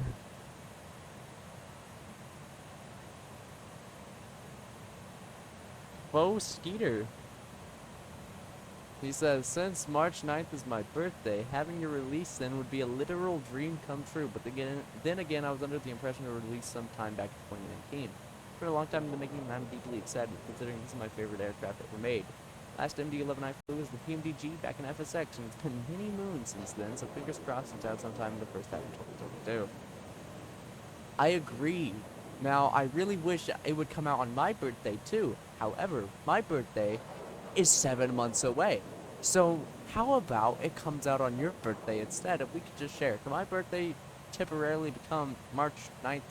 Can my birthday temporarily become whatever the day is that the Rotate MD-11 comes out? Thank you. Okay, now I'm 239 miles away. I'm gonna go ahead and start bringing up some approach, like some stuff for the approach. So we're gonna look at the arrival, which is the barbecue 3, and we're also going to is it just that? Is there? Yeah. We're also going to get the approach for 18 Center. Now I tried to get some scenery for Memphis, but there was the ortho scenery, which was $20, $25. Yeah, no, not gonna spend $25 on scenery, and especially after just buying a $90 aircraft. I'm planning on buying a possibly $80 aircraft in a few weeks. But yeah, the other one, it was freeware, but it was misaligned, so it had a lot of issues with alignment. Overall, it was good, but it just had some specifics that just made it no. Okay. So we are coming in from. Oh crap! I don't even know which. I believe it's FSN, right? Foxtrot's here, Mike.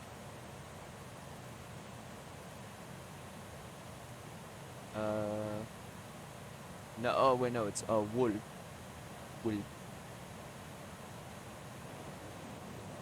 Wool. So then we're coming on to barbecue, and we're breaking off to Jamla. So flight level 260 at who?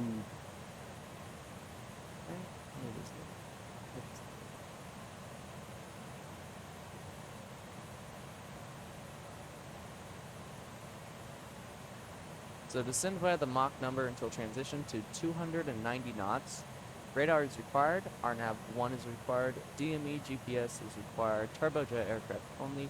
Landing south indicates runways 18 left, 18 center, 18 right. Oh, lightning flash in the background. 9 and 27. Expect to receive landing direction north and south and descend via clearance from Memphis Center. Memphis approach. Excuse me, I'm sorry.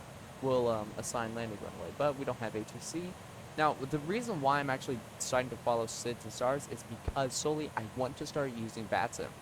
And if I'm going to do VATSIM, I need to know how to do this crap. So we're going to be coming into Hoog at flight level 260 at 290 knots, and then we're going to be descending down to Barbecue at 230 at 280 knots. At or below 230. So at or below 260 at Hoog and at or below 230 at Barbecue. And then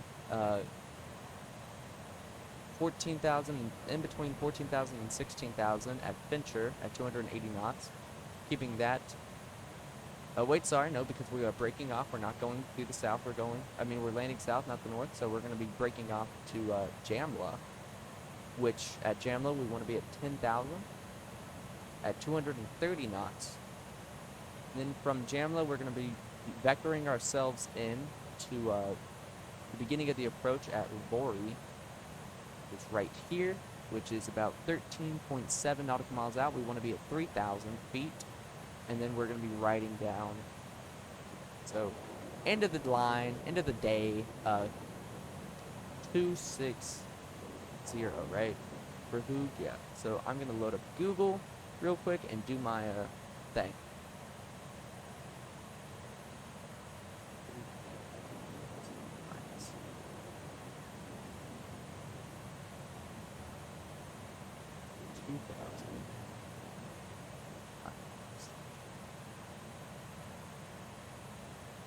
What's my current ground speed?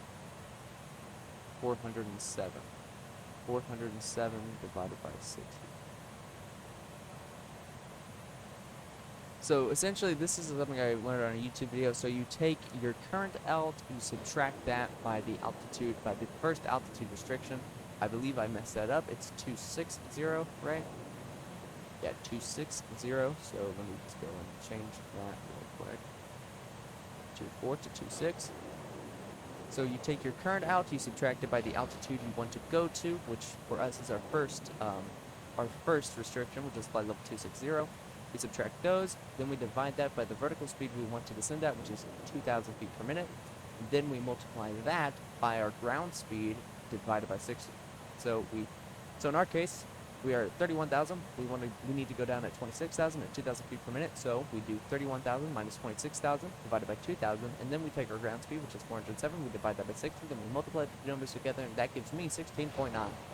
So about 17 nautical miles is when I would descend at 2,000 feet per minute. I'm gonna bump that up to 26 just to give myself a little leeway. And also I might just use the level change. But I do need, so if I want to find out how far away I am from who, I'm going to come here. I'm going to put in who right here. And that gives me, so we're 120 miles away from who. So that means I'll be descending at about total of, hey Siri, wait, no, sorry, that's 80 miles. I'm an idiot, it's 80 miles. 200 minus 120 is 80 because 120 plus 80 is a 200. Quick maths. I don't need computers to math. I'm smart. Actually, hey, you know what? We're in the new quarter of school, so yes, I am smart because all my grades are A's. Now they are. Thank God. I ended my third quarter of school with B's in pretty much every single one of my classes except digital literacy, which was C, and science, which was also a C. And for a long time, science was a D, and digital literacy was about to go into a D.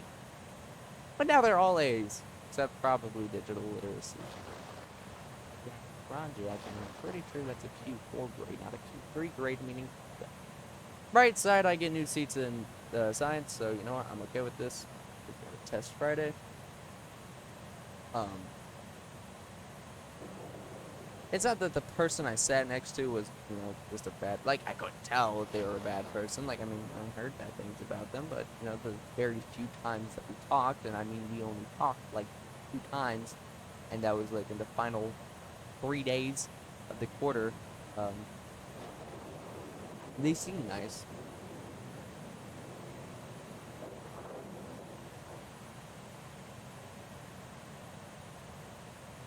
But we're getting new seats. I just hope that I get placed. Like, I have 3 friends in that class, okay? I got 3 friends in that class. You know? Sit me next to one of them. It's not a big class. There's only like maybe 12 people in it. Like, my chances of getting sat next to one of those 3, the chances are high, but probably not high enough. Like, I hope my teacher is kind to me and lets me sit next to one of my 3 friends. It would be pretty cool if he did. And, since we're since we're no longer over the thunderstorm, which actually seems to have just straight up vanished from all existence, I can switch off the seatbelt signs. Put that on auto. Again, we're a cargo aircraft. It doesn't matter at all. But I don't care. Now, we're going to be seeing this message a lot. Center tank feeding. 100 miles. So if we come and look at the fuel panel here. I could look it up at the overhead, but it's better on here. So we've got about 1.56 tons in the left tank. We have about 1.69 in the right tank. 0.11 in the center tank currently, and that's being fed in by the trim tank. The trim tank is feeding. Now see, we do definitely have more fuel in the left tank than we do in the right, but that's fine. Now also, are you in pounds?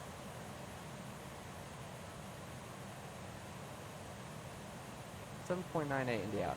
Okay. Because it's meant to be in pounds, but if you look, it says kilograms. But this also says 22 tons in pounds. So I think this is just wrong, but the fuel levels are correct, but it's just in the wrong format. It's in the wrong units. Which, I mean, isn't good in the slightest, but, like, better than us not... Better, it's... I'd rather the fuel count be in pounds, but it say it's in kilograms, rather than it say it's in kilograms when it's meant to be in pounds, because, you know, that brought down an airliner. Nobody died, because the pilot was a glider pilot, but, you know, but still, you know, not someone, I'm not a glider pilot. Like, can the A300 even glide? Can it glide like the 767? I don't know. I just hope I don't run out of fuel, which I won't. I haven't ran out of fuel yet in the A300. No, in fact, oh.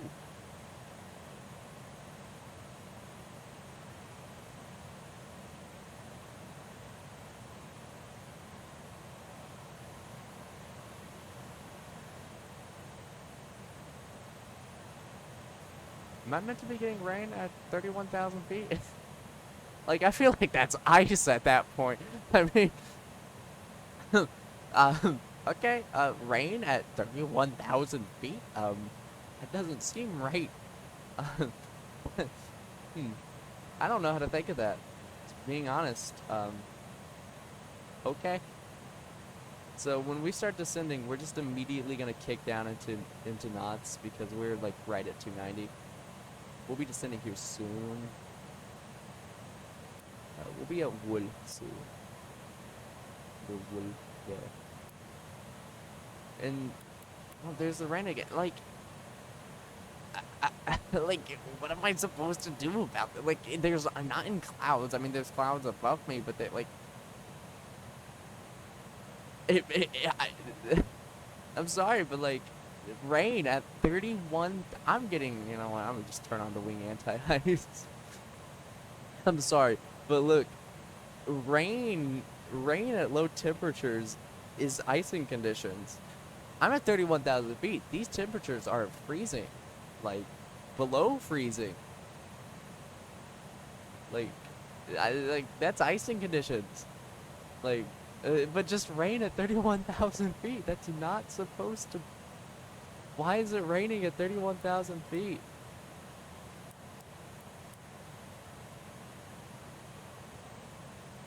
I don't like it. It makes me nervous. Like, give me St. Elmo's fire. Not rain. Give me something cool. Not rain. Or at least something that doesn't make me think I'm gonna die. God, when I looked up at my windshield and I just saw this, like I'm from Star Wars about to enter warp speed, I'm not gonna lie, my heart dropped a little. I thought I was about to crash into something, like when I smacked that steep cliff into a mountain. I've been talking for an hour 20. I would just like to apologize to everyone, but there was a lot to talk about this episode. I've been wanting to say a lot of things that I haven't been able to say because I haven't recorded. Now, I'm going to ask you again, give me a flight that's like 7 hours long or something, because I've already spoiled what the aircraft was. I gave hints to it in the last episode, but I already spoiled it when I went over how many aircraft. It's the 742, the 747-200. I want to do a flight in that, and I don't really know any flights to do in that because I've done New York to London. Now, I have an idea. I could do a KLM flight from like St. Martin to Amsterdam, or Air France from like Miami to Paris.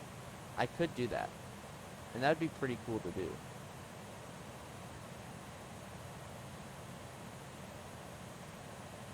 Could also just do New York to Paris. I don't know, give me suggestions, like 7-hour flights.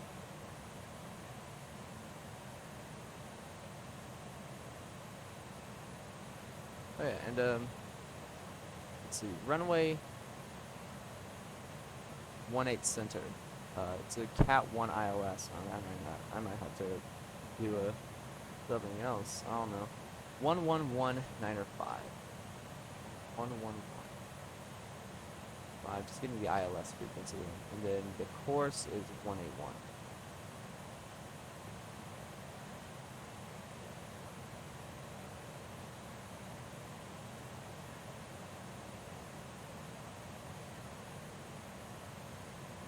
God, gotten so many I'm not popular.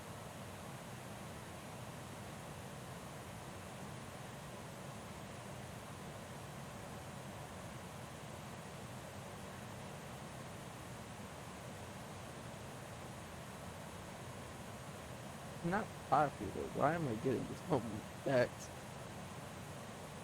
As someone who doesn't get a lot of attention. This is notable. Oh my god, I am in the clouds at 31,000 feet. Am I about to die or something? Like, dog.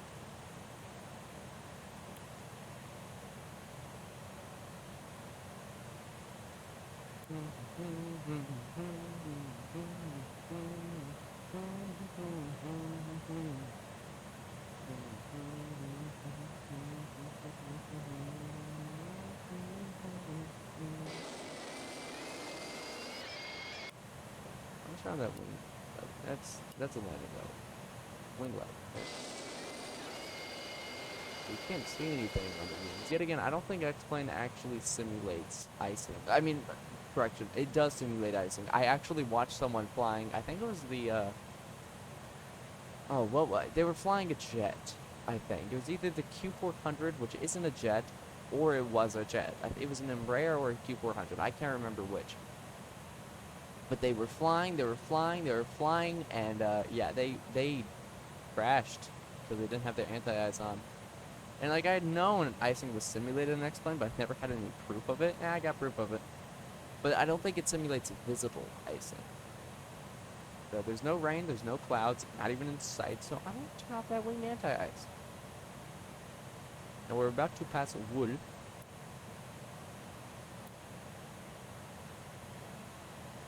Okay, so we want to be at or below 260.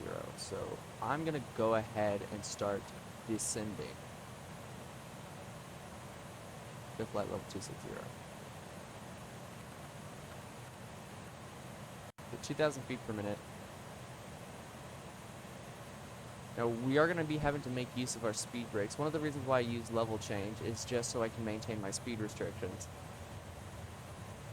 But we should be good for the most part. Once we start getting down into lower to altitudes, then I will switch it to level change because it's very difficult otherwise to maintain a speed. Also, I just realized I did descend. I expected to have to descend sooner, but I am going to bring that up. Okay, so descent checklist. ECAM is checked. Destination info, we've looked at that. Fuel, oh, I didn't look at the runway link. What is the runway link?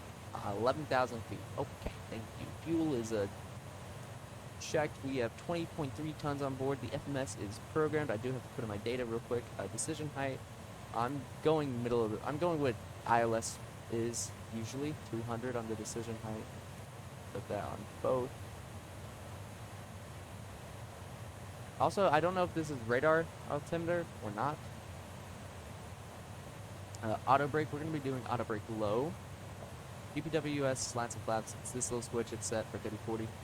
Briefing is not performed. Let me do that real quick.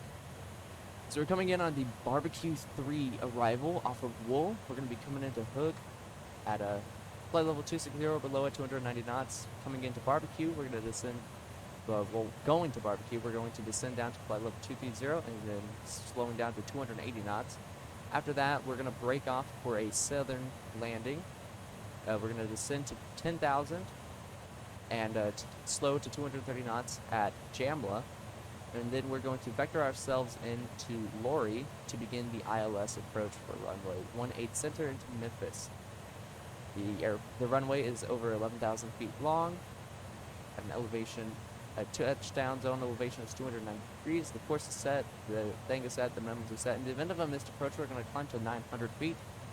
Then on a left turn, climbing to 5,000 onto the Memphis Vortac R151 to Keys intersection or waypoint essentially. And then Memphis 10.4 DME in hold. And we're going to continue our climb in that hold to 5,000 feet. That's essentially that. The weather information: winds are 170-13 knots. Sky conditions: visibility is 10 miles. Broken at 5,000. Broken at 6,500. And broken at 10,000. Temperatures 24. Dew point 16. Altimeter is 2990. And let's do our landing performance. IKO, KMEM, runway 18 center, FMC data, and ATIS request. Config 3040, brakes low, reverse full.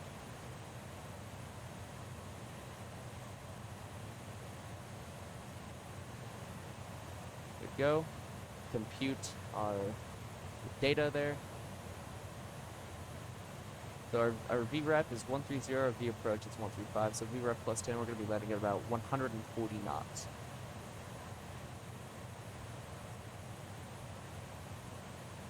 Should be kicking on the alt hold soon, so I'm going to let off with that. We're going to take a look at our approach mode. So it is set correctly. It's not. Our V approach speed is 135. Freaking wild. Entry out of range. Alright, so it's fine. What? I got it, so I mean you probably matter a tad bit more, but when you're fine.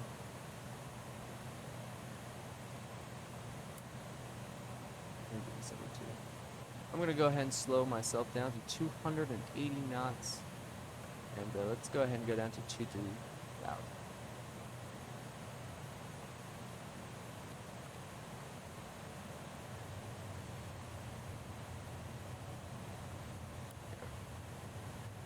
So we've done our briefing.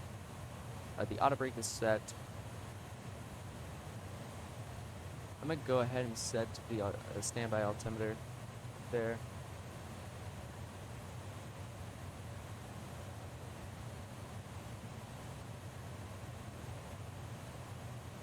I'm gonna put our thrust limiter into climb mode. This gives us our best leeway there. Speed.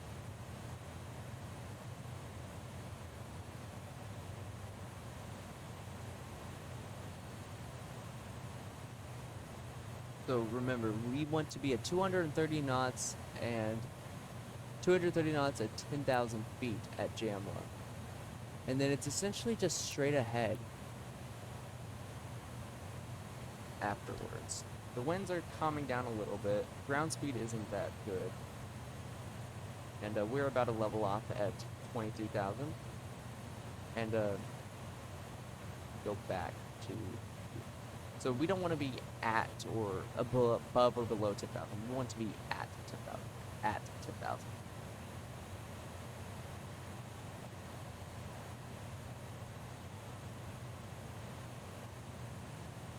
Track the speed brakes.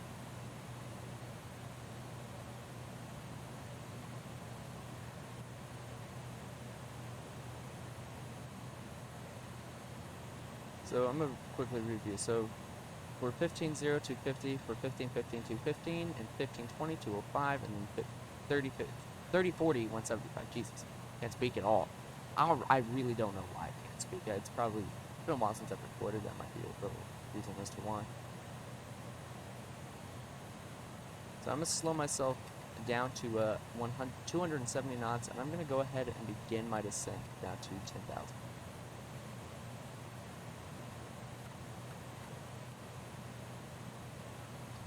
Speed brakes. And don't think I forgot, I am going to do a flight in the 736. I will do a flight in the 737-600. I will. I know I said I would a while ago, but to be fair, I've gotten a lot more aircraft for X-Plane, and I have not flown a modern airliner in so long. Like, it has been so long since I have flown a modern airliner in flight sim. I don't know if I can anymore.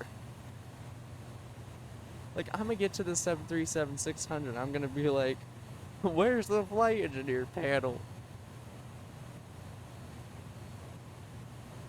It has been so long since I've flown a modern airliner in flight sim. I'm gonna put the speed speed dial down to 230 knots, and I'm going to put out our speed brakes to full, so we can just swoop down, drop our speed, and we'll descend. We have to descend about 10,000 feet. We might not make that altitude restriction, which is why you're supposed to frickin' put the speed in. You're meant to slow your speed and then descend. Now, I also believe to make 230, we may have. Okay, never mind. I was about to say, to make 230, we may have to put out our slats, but actually that doesn't make sense because, you know, it's only 20 knots. Now, we'd probably be better off if we had our slats out, but like, it's fine. Now, because we are so close to our transition altitude and it's not that big of a drop, if I could stop hiccuping, we're going to go ahead and set that. Oh yeah, I learned how to read this MEDAR a little. So this is the date. Is it really? It's not even 12. So you're wrong, essentially. So this is the date of the month, and this is the time. So it's 254 Zulu. This is Zulu. Alright, this is Zulu time. This is the local time. This is the, of course, this is the wind direction. This is the wind speed. This is the visibility in statute miles. This is the sky conditions. So, like, this is the clouds. BKN for broken, and then it's in flight level, so like 5,000, or it's flight level 050, 6,500, 10,000. Temperature, dew point, and altimeter. Reading. Yeah. I learned how to read MEDAR.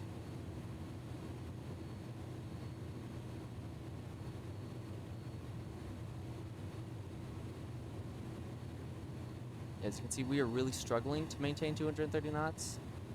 However, we are starting to reach this, that those engines are going to start spooling up, so I'm going to bring back our speed brake a little so we can maintain it without having too much power. With our little turn here to Jamla, 6,600 feet to go. Will we make it? Who knows? And just to reiterate, just to make sure, yeah, so it's pretty much like straight away almost. It's not that big of a deal at all. However, making the speed restriction, I mean, this climb, the altitude restriction is a big deal, so.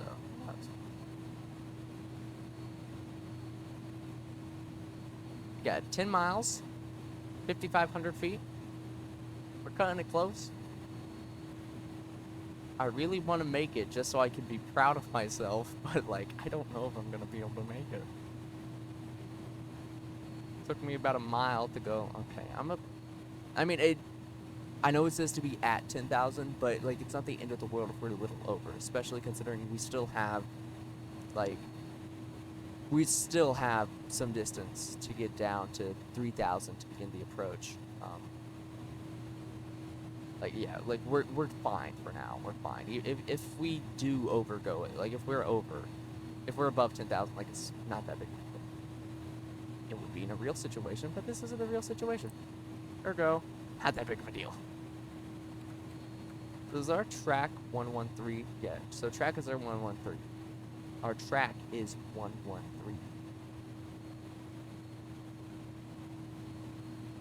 So I'm going to set that so when we pass Jamla, I'm going to, so once we pass Jamla, I'm going to kick on the head cold. Actually, matter of fact, I'm going to go ahead and kick on the head cold. Oh my god. I didn't expect that at all. I expect this to follow a track, not our actual heading. Alright, well that's just weird. Although it makes sense, I don't. So, like, yeah, we're 12,400. We're about to pass Jamla. Like, it's not a big deal at all. I am still going to go ahead and drop us down to 3,000 on the altitude select because we are, you know, kind of close. Flying through Jamla at 11,800. We are now pretty much on vectors, essentially. So, like I said, we're vectoring ourselves in. We're going to turn left heading of 115, and I'm actually going to increase that to 105. It's going to bring us around to the left. Now, as you can see, I need to put out some speed brake because we are 240 knots when we're meant to be going 230. ATC would not be happy with me for doing this.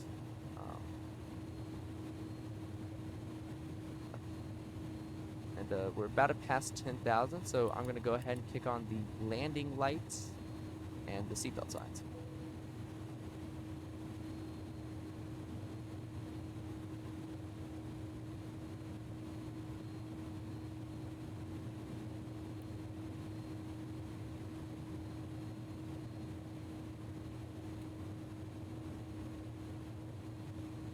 We're going to go ahead and get the ILS active.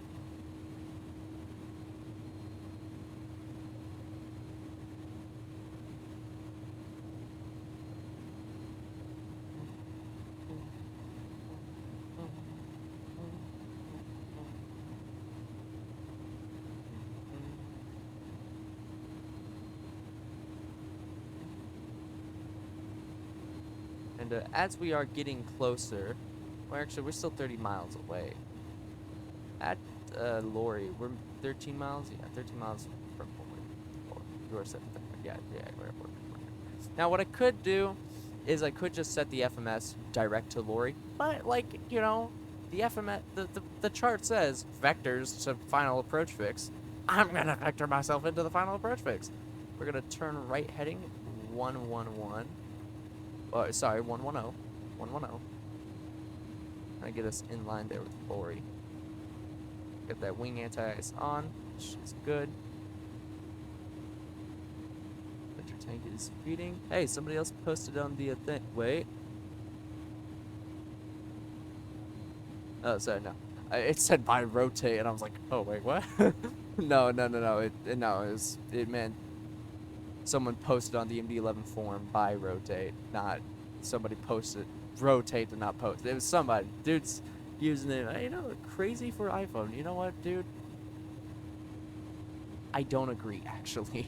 I was about to say, you know what, I agree, but no. As someone who has an iPhone and has had an iPhone their whole life, like, I hate iPhone, I hate Apple, but I will never switch from Apple. Because, you know, I've used Apple my whole life. And every time I've tried to use an AirDroid from, like, that my friend owns, I'm just like, I'm like a, you know, like a grandparent who's never touched technology in their life. How do you go to the settings? How do you back out of an app? Like, I don't know how to use a freaking Android, man.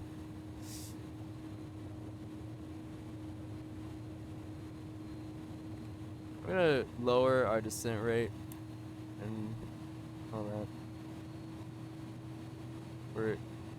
I know we're not 8 miles out. It's crazy. 8 miles out. Yeah, no, we're definitely not 8 miles out. You're on a different VOR. Just to confirm, the VOR for 18 Center is 11905. Yes. 11. Wait, 110905 or 111? 111.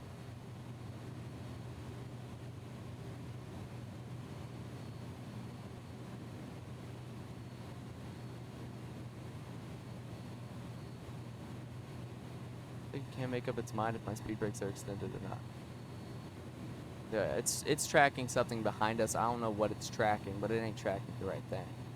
But that'll probably change once we get a little bit closer to the runway.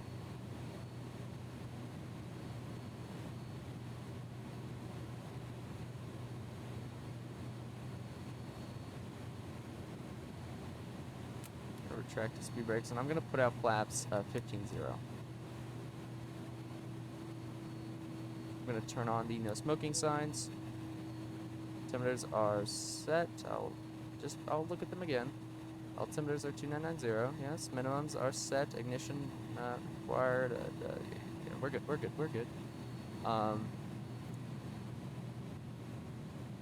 That was not.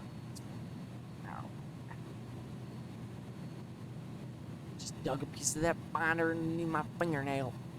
That did not. Ow. That don't feel good.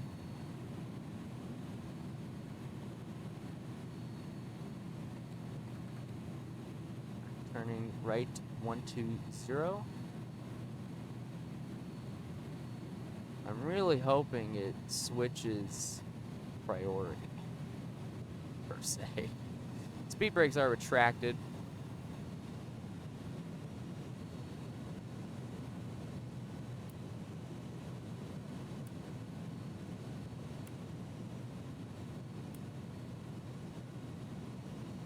Worst case scenario, I guess I'll just fly it in on a visual, which I mean, the conditions do prove that, but I'm still not good with flying this plane manually, and last time we flew a visual approach, well, you know what? You guys saw what happened when we last flew a visual approach. It didn't go well. Now, I'm really hoping, it's mainly that vertical guidance. Like, we're far enough out, but, like, it's just the vertical guidance. So I'm really hoping, you know, it switches. Like, I mean, if I just...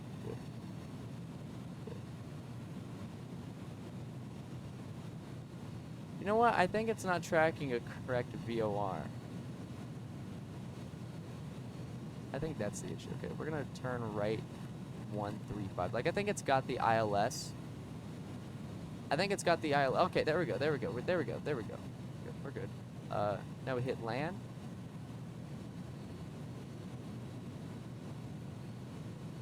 Yeah, see, we're good. We're good. I'm going to start slowing down as well to 210 knots.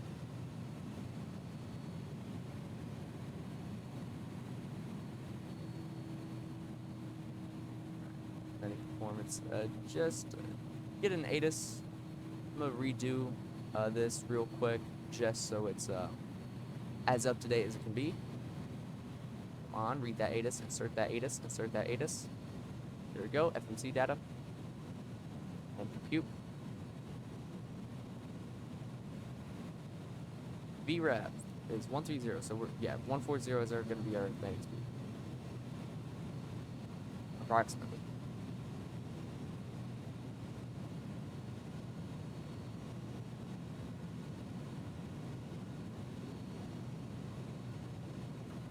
I'm going to slow us down to 200 knots, actually 195. And once we pass through 200, we're going to actually pull, go ahead and do it. Flaps 1515.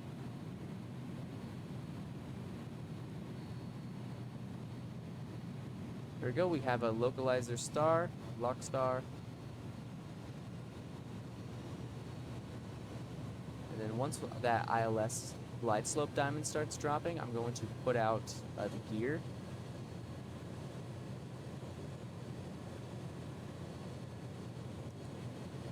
Out and see that. Can't see much, but like you can see it. You can see Memphis there. You got 18 left, 18 right, and 18 center, which is the one that we're landing on. A little off behind, but that's fine. That's at 17013. Hit it onto Rose. 15 miles. 12 miles. I'm going to slow us down to 180. The glide slope diamond should be dropping any second now. There it is. I will show you the gear coming down.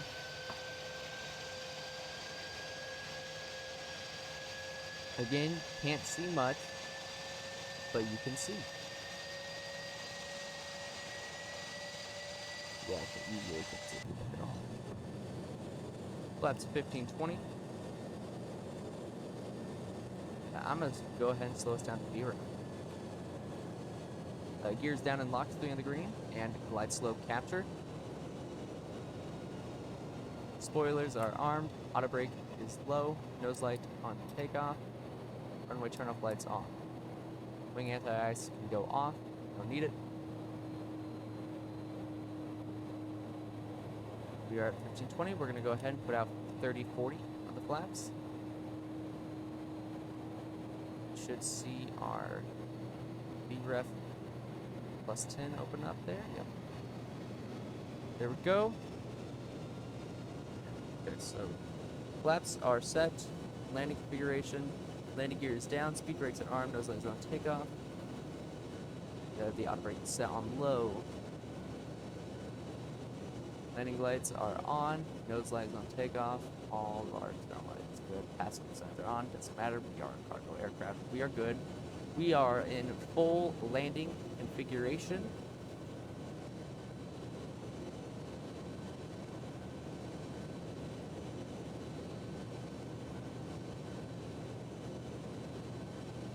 So we should be maintaining about 70% in one. Auto throttle off. Okay. Master caution, I bet. Always does. So, yeah. This isn't like Airbus where we can just reduce our power. No, we do have to keep in the auto throttle. Like, we have to disconnect the auto throttle manually. Then we have to fly it in like a Boeing, maintaining our throttle on our own. Just get my legs stretched out. Doesn't matter because I ain't gonna be using them because my rudder's on a steering wheel. I don't have rudder pedals. And you guys are going to see something upon touchdown, and it's really going to put me to shame, or it's going to really make me feel good. I've done 3 landings in this A300, 2 which it said great landing, 1 was a hard landing. So let's see how this goes. I'm hoping we can get a good landing. Landing this plane actually seems rather easy. Definitely a lot easier than the 727, I'll give it that.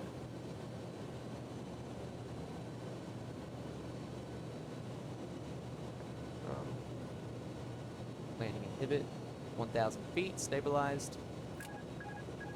Autopilot off. Immediately tried to pitch up on me there. I'm gonna just try and maintain my vertical speed best as I can.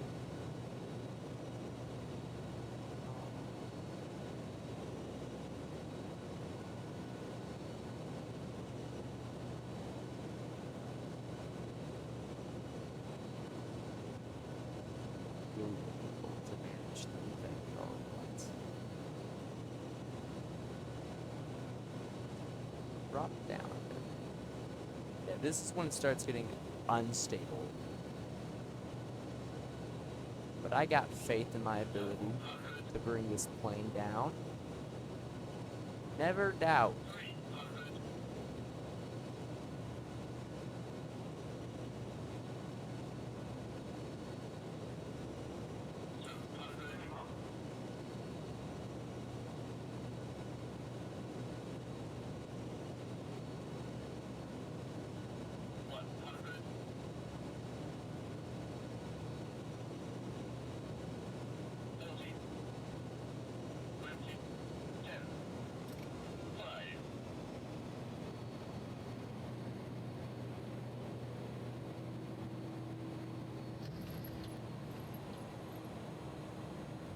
Alright, 275 feet per minute on touchdown, 0.95 Gs, very good flare. Nose went down at -1 degree a second, flow for 12.8 seconds. Yep, maintaining center line as best as I can with a steering wheel. Thrust reversers disengaged, speed brakes disarmed, automatically disengages the auto brake. This is idle, reversers are closed. So you notice that is an issue I am having with the A300. I'm sure it's me, and I don't think it's the aircraft, but this plane loves to float.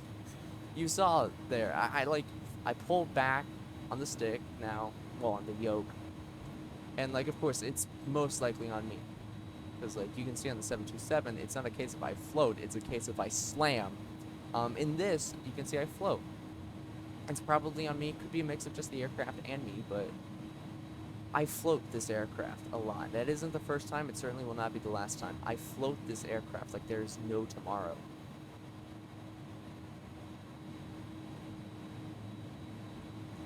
Like, it's not like I float. It's that I go up. And then that's not good.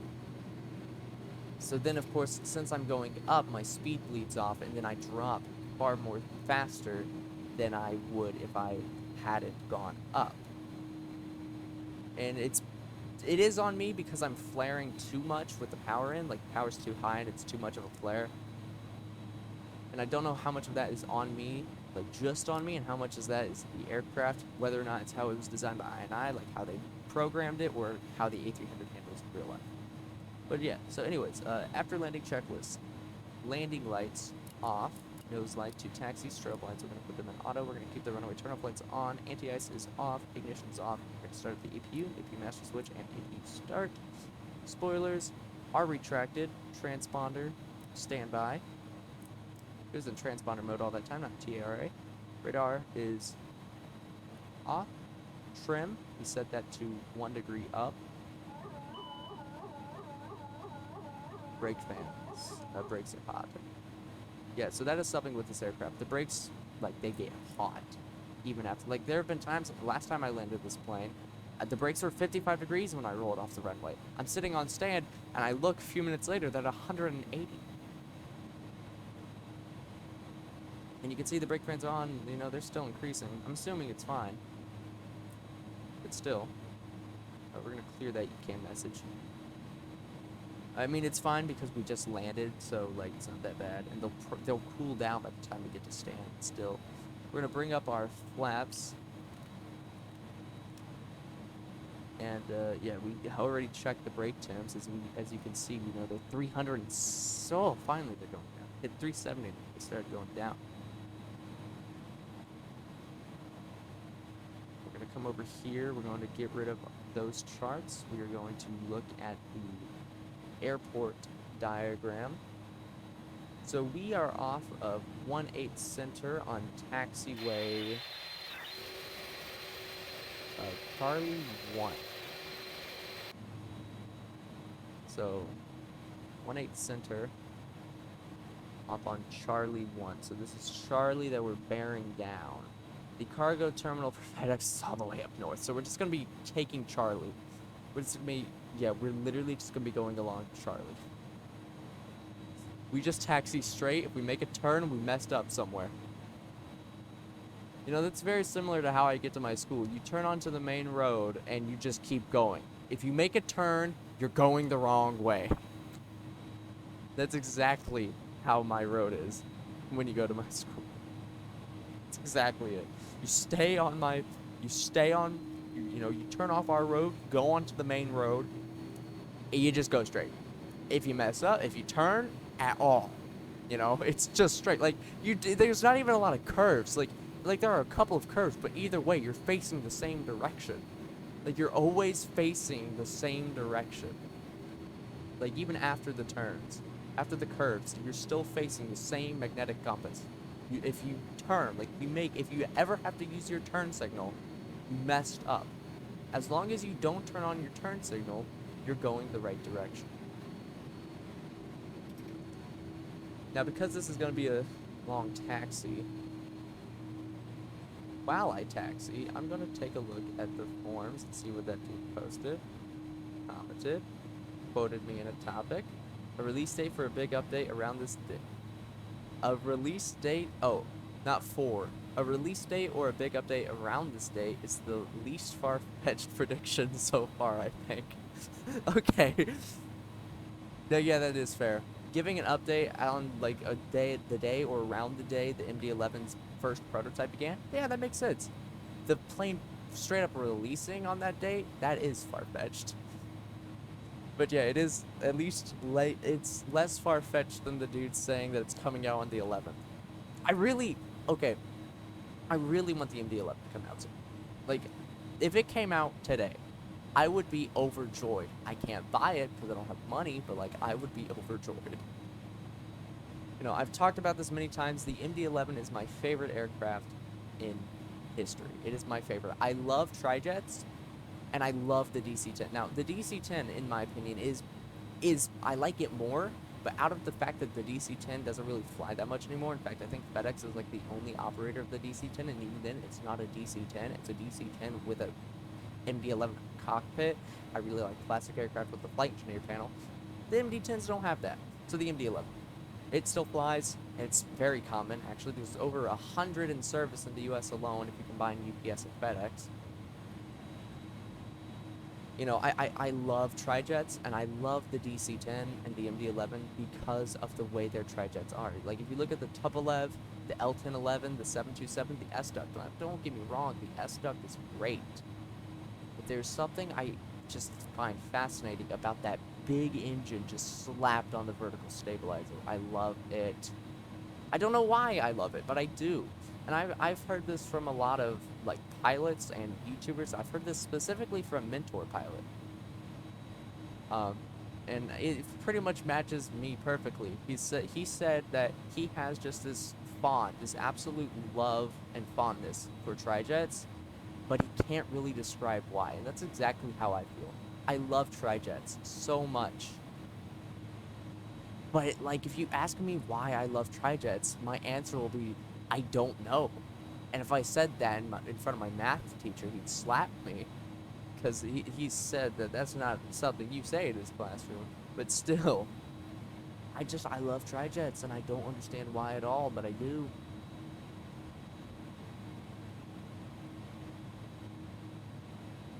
Like, I straight up, I just don't know.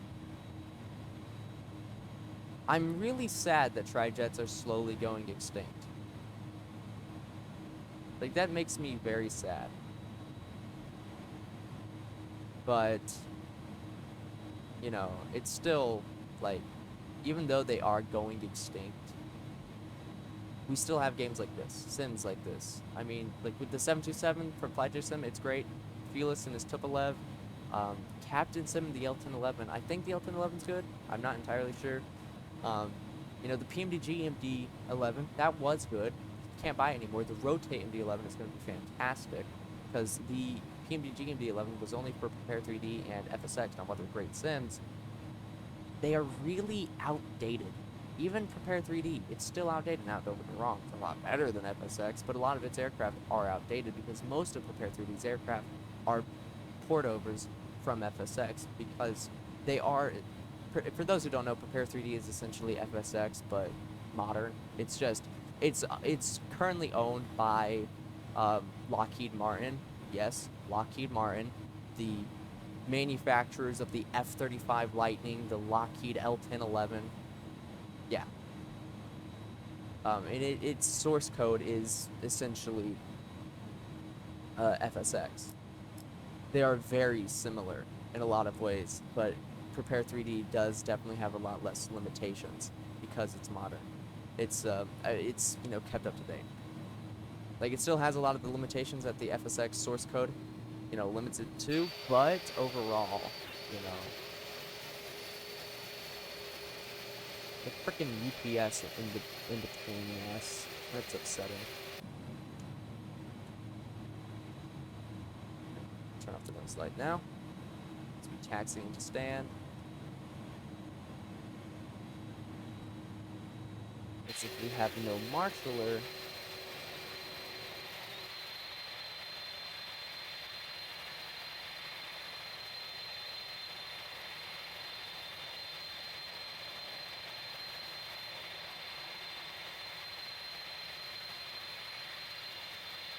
Right on the line. Parking brake is set. Parking checklist. Nose light is off. Parking brake is set. APU bleed. When we turn on this APU bleed, you're going to see the PAC-2 kind of die. It's going to come up with the PAC-2 fault, and the X feed opens automatically. Boom, PAC-2's working again. And then engine fuel lever's off. And you can see the screens go blank as they switch from the engine generators to the APU generator. And then we're going to turn off the clock. 2 hours on the dot from takeoff to gate, from takeoff to ramp. And we're going to come up here, we're going to turn off the beacon light and the strobe light. Cabin pressure 0, and then the pitch trim and yaw dampers go off automatically. Seatbelt signs go off. Now the checklist calls for the fuel pumps to go down, and I'm going to show you what I mean. If I turn off all the fuel pumps, yeah, you can hear the master caution. APU fuel low pressure. Like, they still have that checklist, even on their first airliner. It's amazing. But I'm going to keep all the fuel pumps on. The probe key goes off, and the IRS. We're going to keep that on for a little. We're going to keep the brake fans on until we get the chocks in place. and then we'll turn them off once we release the parking brake. Speaking of getting those chocks in place,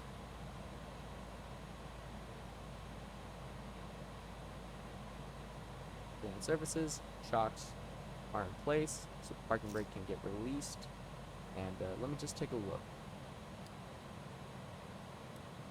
We'll get the brake fan off.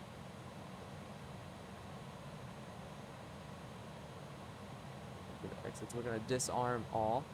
So real quickly, if I armed all of these and then I opened up the front right, yeah, boom, pops out a slide. So yeah, and I'm pretty sure we can stow that.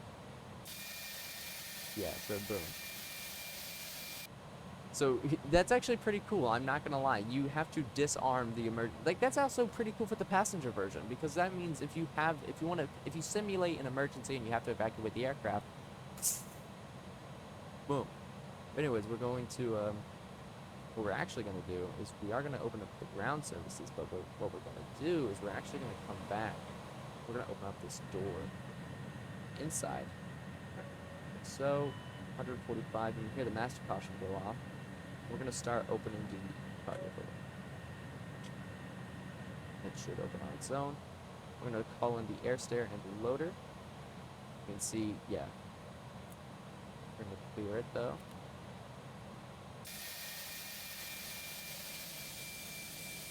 We got the air stair in. God, this light pole is in the worst possible location for a freaking picture.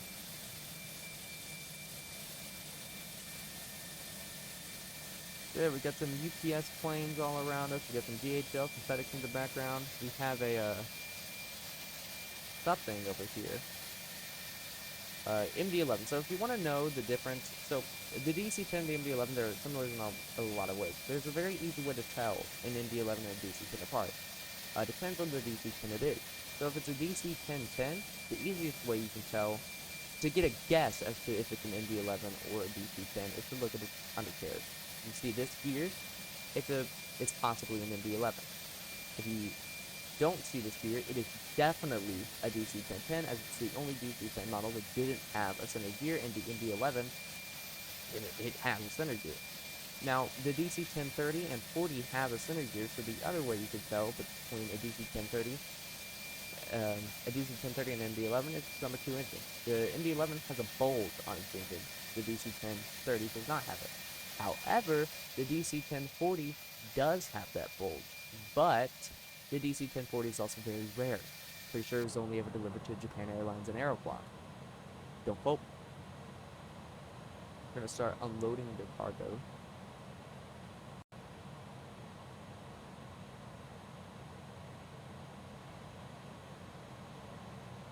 And while it unloads the cargo, I guess I'm going to go ahead and get a picture.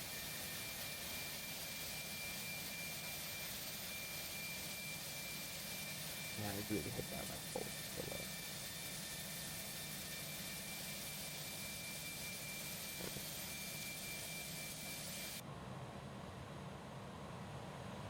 I just find it really cool that you can like see the cargo getting unloaded. I also forgot to turn something on. Now, that is something that I do not like. You can see that cart came from the back, meaning it had to go through this cart. Now, I'm sure it's just because it's just an animation. That's literally all it is. There are limitations to it. But still. It would be nice if it didn't do that. But it does do that.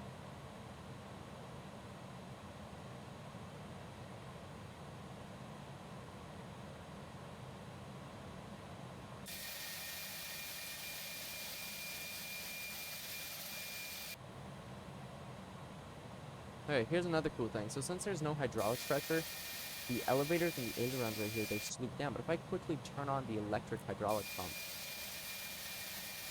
you can see them start to rise up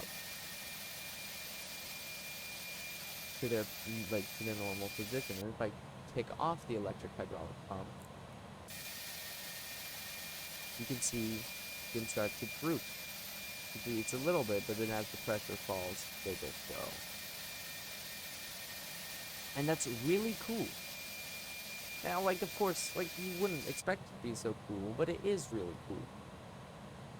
I don't know why it's so cool. Also, is this not pressure? Is this, like, quantity? Because I bet you if I go to the hydraulic page, there's nothing, yeah. So I'm assuming that's probably quantity, not pressure. I thought it was pressure initially, but it, you know, considering they're all in the green and none of the pumps are operating, I'll turn off all the pumps. Like, yeah, that has to be. Yeah, that's probably.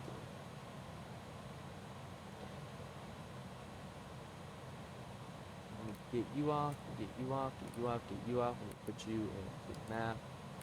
You. I'm gonna get the flight directors off. And I'm gonna put you back.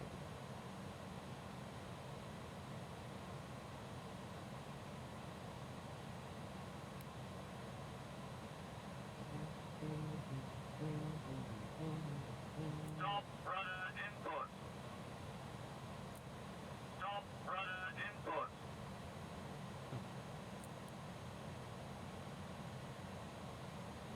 Ooh.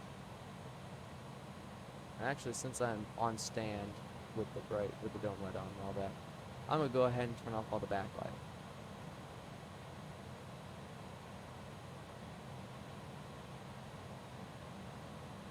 I'm also gonna turn off the ATS.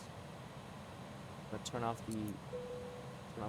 I'm going to turn off the window heaters. I'm gonna go ahead and turn off the cargo compartment smoke detectors, the main deck cargo smoke detectors. Like so. I'll go ahead and turn off the oxygen supplies, and also want to just show something real quick. It's kind of cool. Yeah.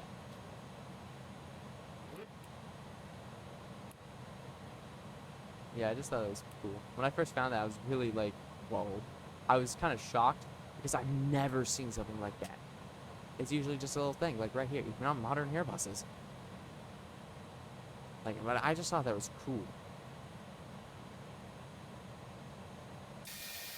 Are you done with unloading? You're not even, you're halfway done. I could go ahead and shut down the aircraft. Matter of fact, I will go ahead and shut down the aircraft. Mainly because it is 12 o'clock right now. I've been recording for 2 hours and 52 minutes. Yeah. So securing checklist. We're going to kick off the IRS. Like so. The oxygen is off. The external lights are all off. APU bleed is going to go off, and the APU itself is going to go off. The emergency exit lights are going to get disarmed, and we're going to go ahead and turn off the dome lights, and batteries 1, 2, and 3 off. And there goes. Now the aircraft is completely shut down. And then they do their thing. One last thing before we shut down the aircraft in its entirety. This thing's got a lavatory. That's pretty cool. It's also got this. There's not anything over here. I'm assuming this is meant to be either a crew rest area or meant to be a galley because, like, obviously this plane has a galley. Speaking of galley, I didn't turn off the galley power. No, it's not. I also didn't turn off the fuel pumps. Get this batteries back on.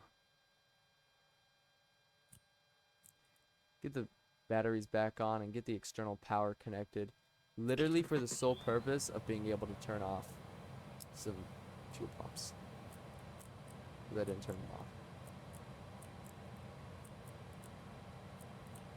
There we go, fuel pumps off.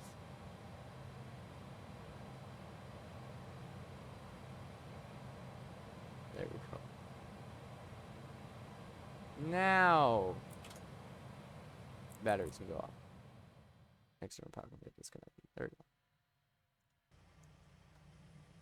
Oh, and the final thing just got loaded, so we're gonna second we can say goodbye to the loader.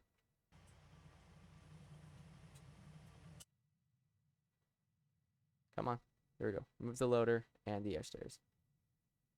And you'll see them close the doors. And then, I mean, realistically, you would, you know, lights off. And then, yeah. But there we go. That is a full flight in the Airbus A300 from INI Builds. Is it any builds or INI Builds? I don't really know. I am going to take a look at our landing, though, in the replay mode, just so we can see it in all of its glory. Yay.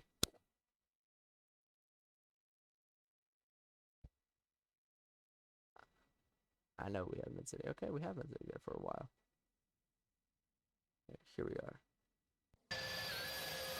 I don't know how loud this is, so you may want to brace your ears. It doesn't sound too loud for me, but I have my mic turned down. See, we come in a little bit to the right of the center line.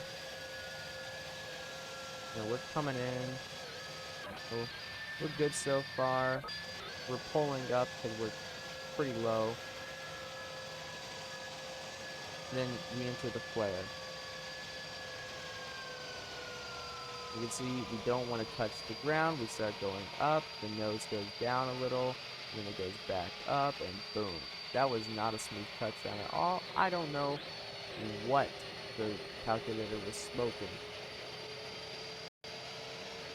But, yeah, I would show more clips, but it's pitch black. You can't really see much at all, so you can get that cool shot.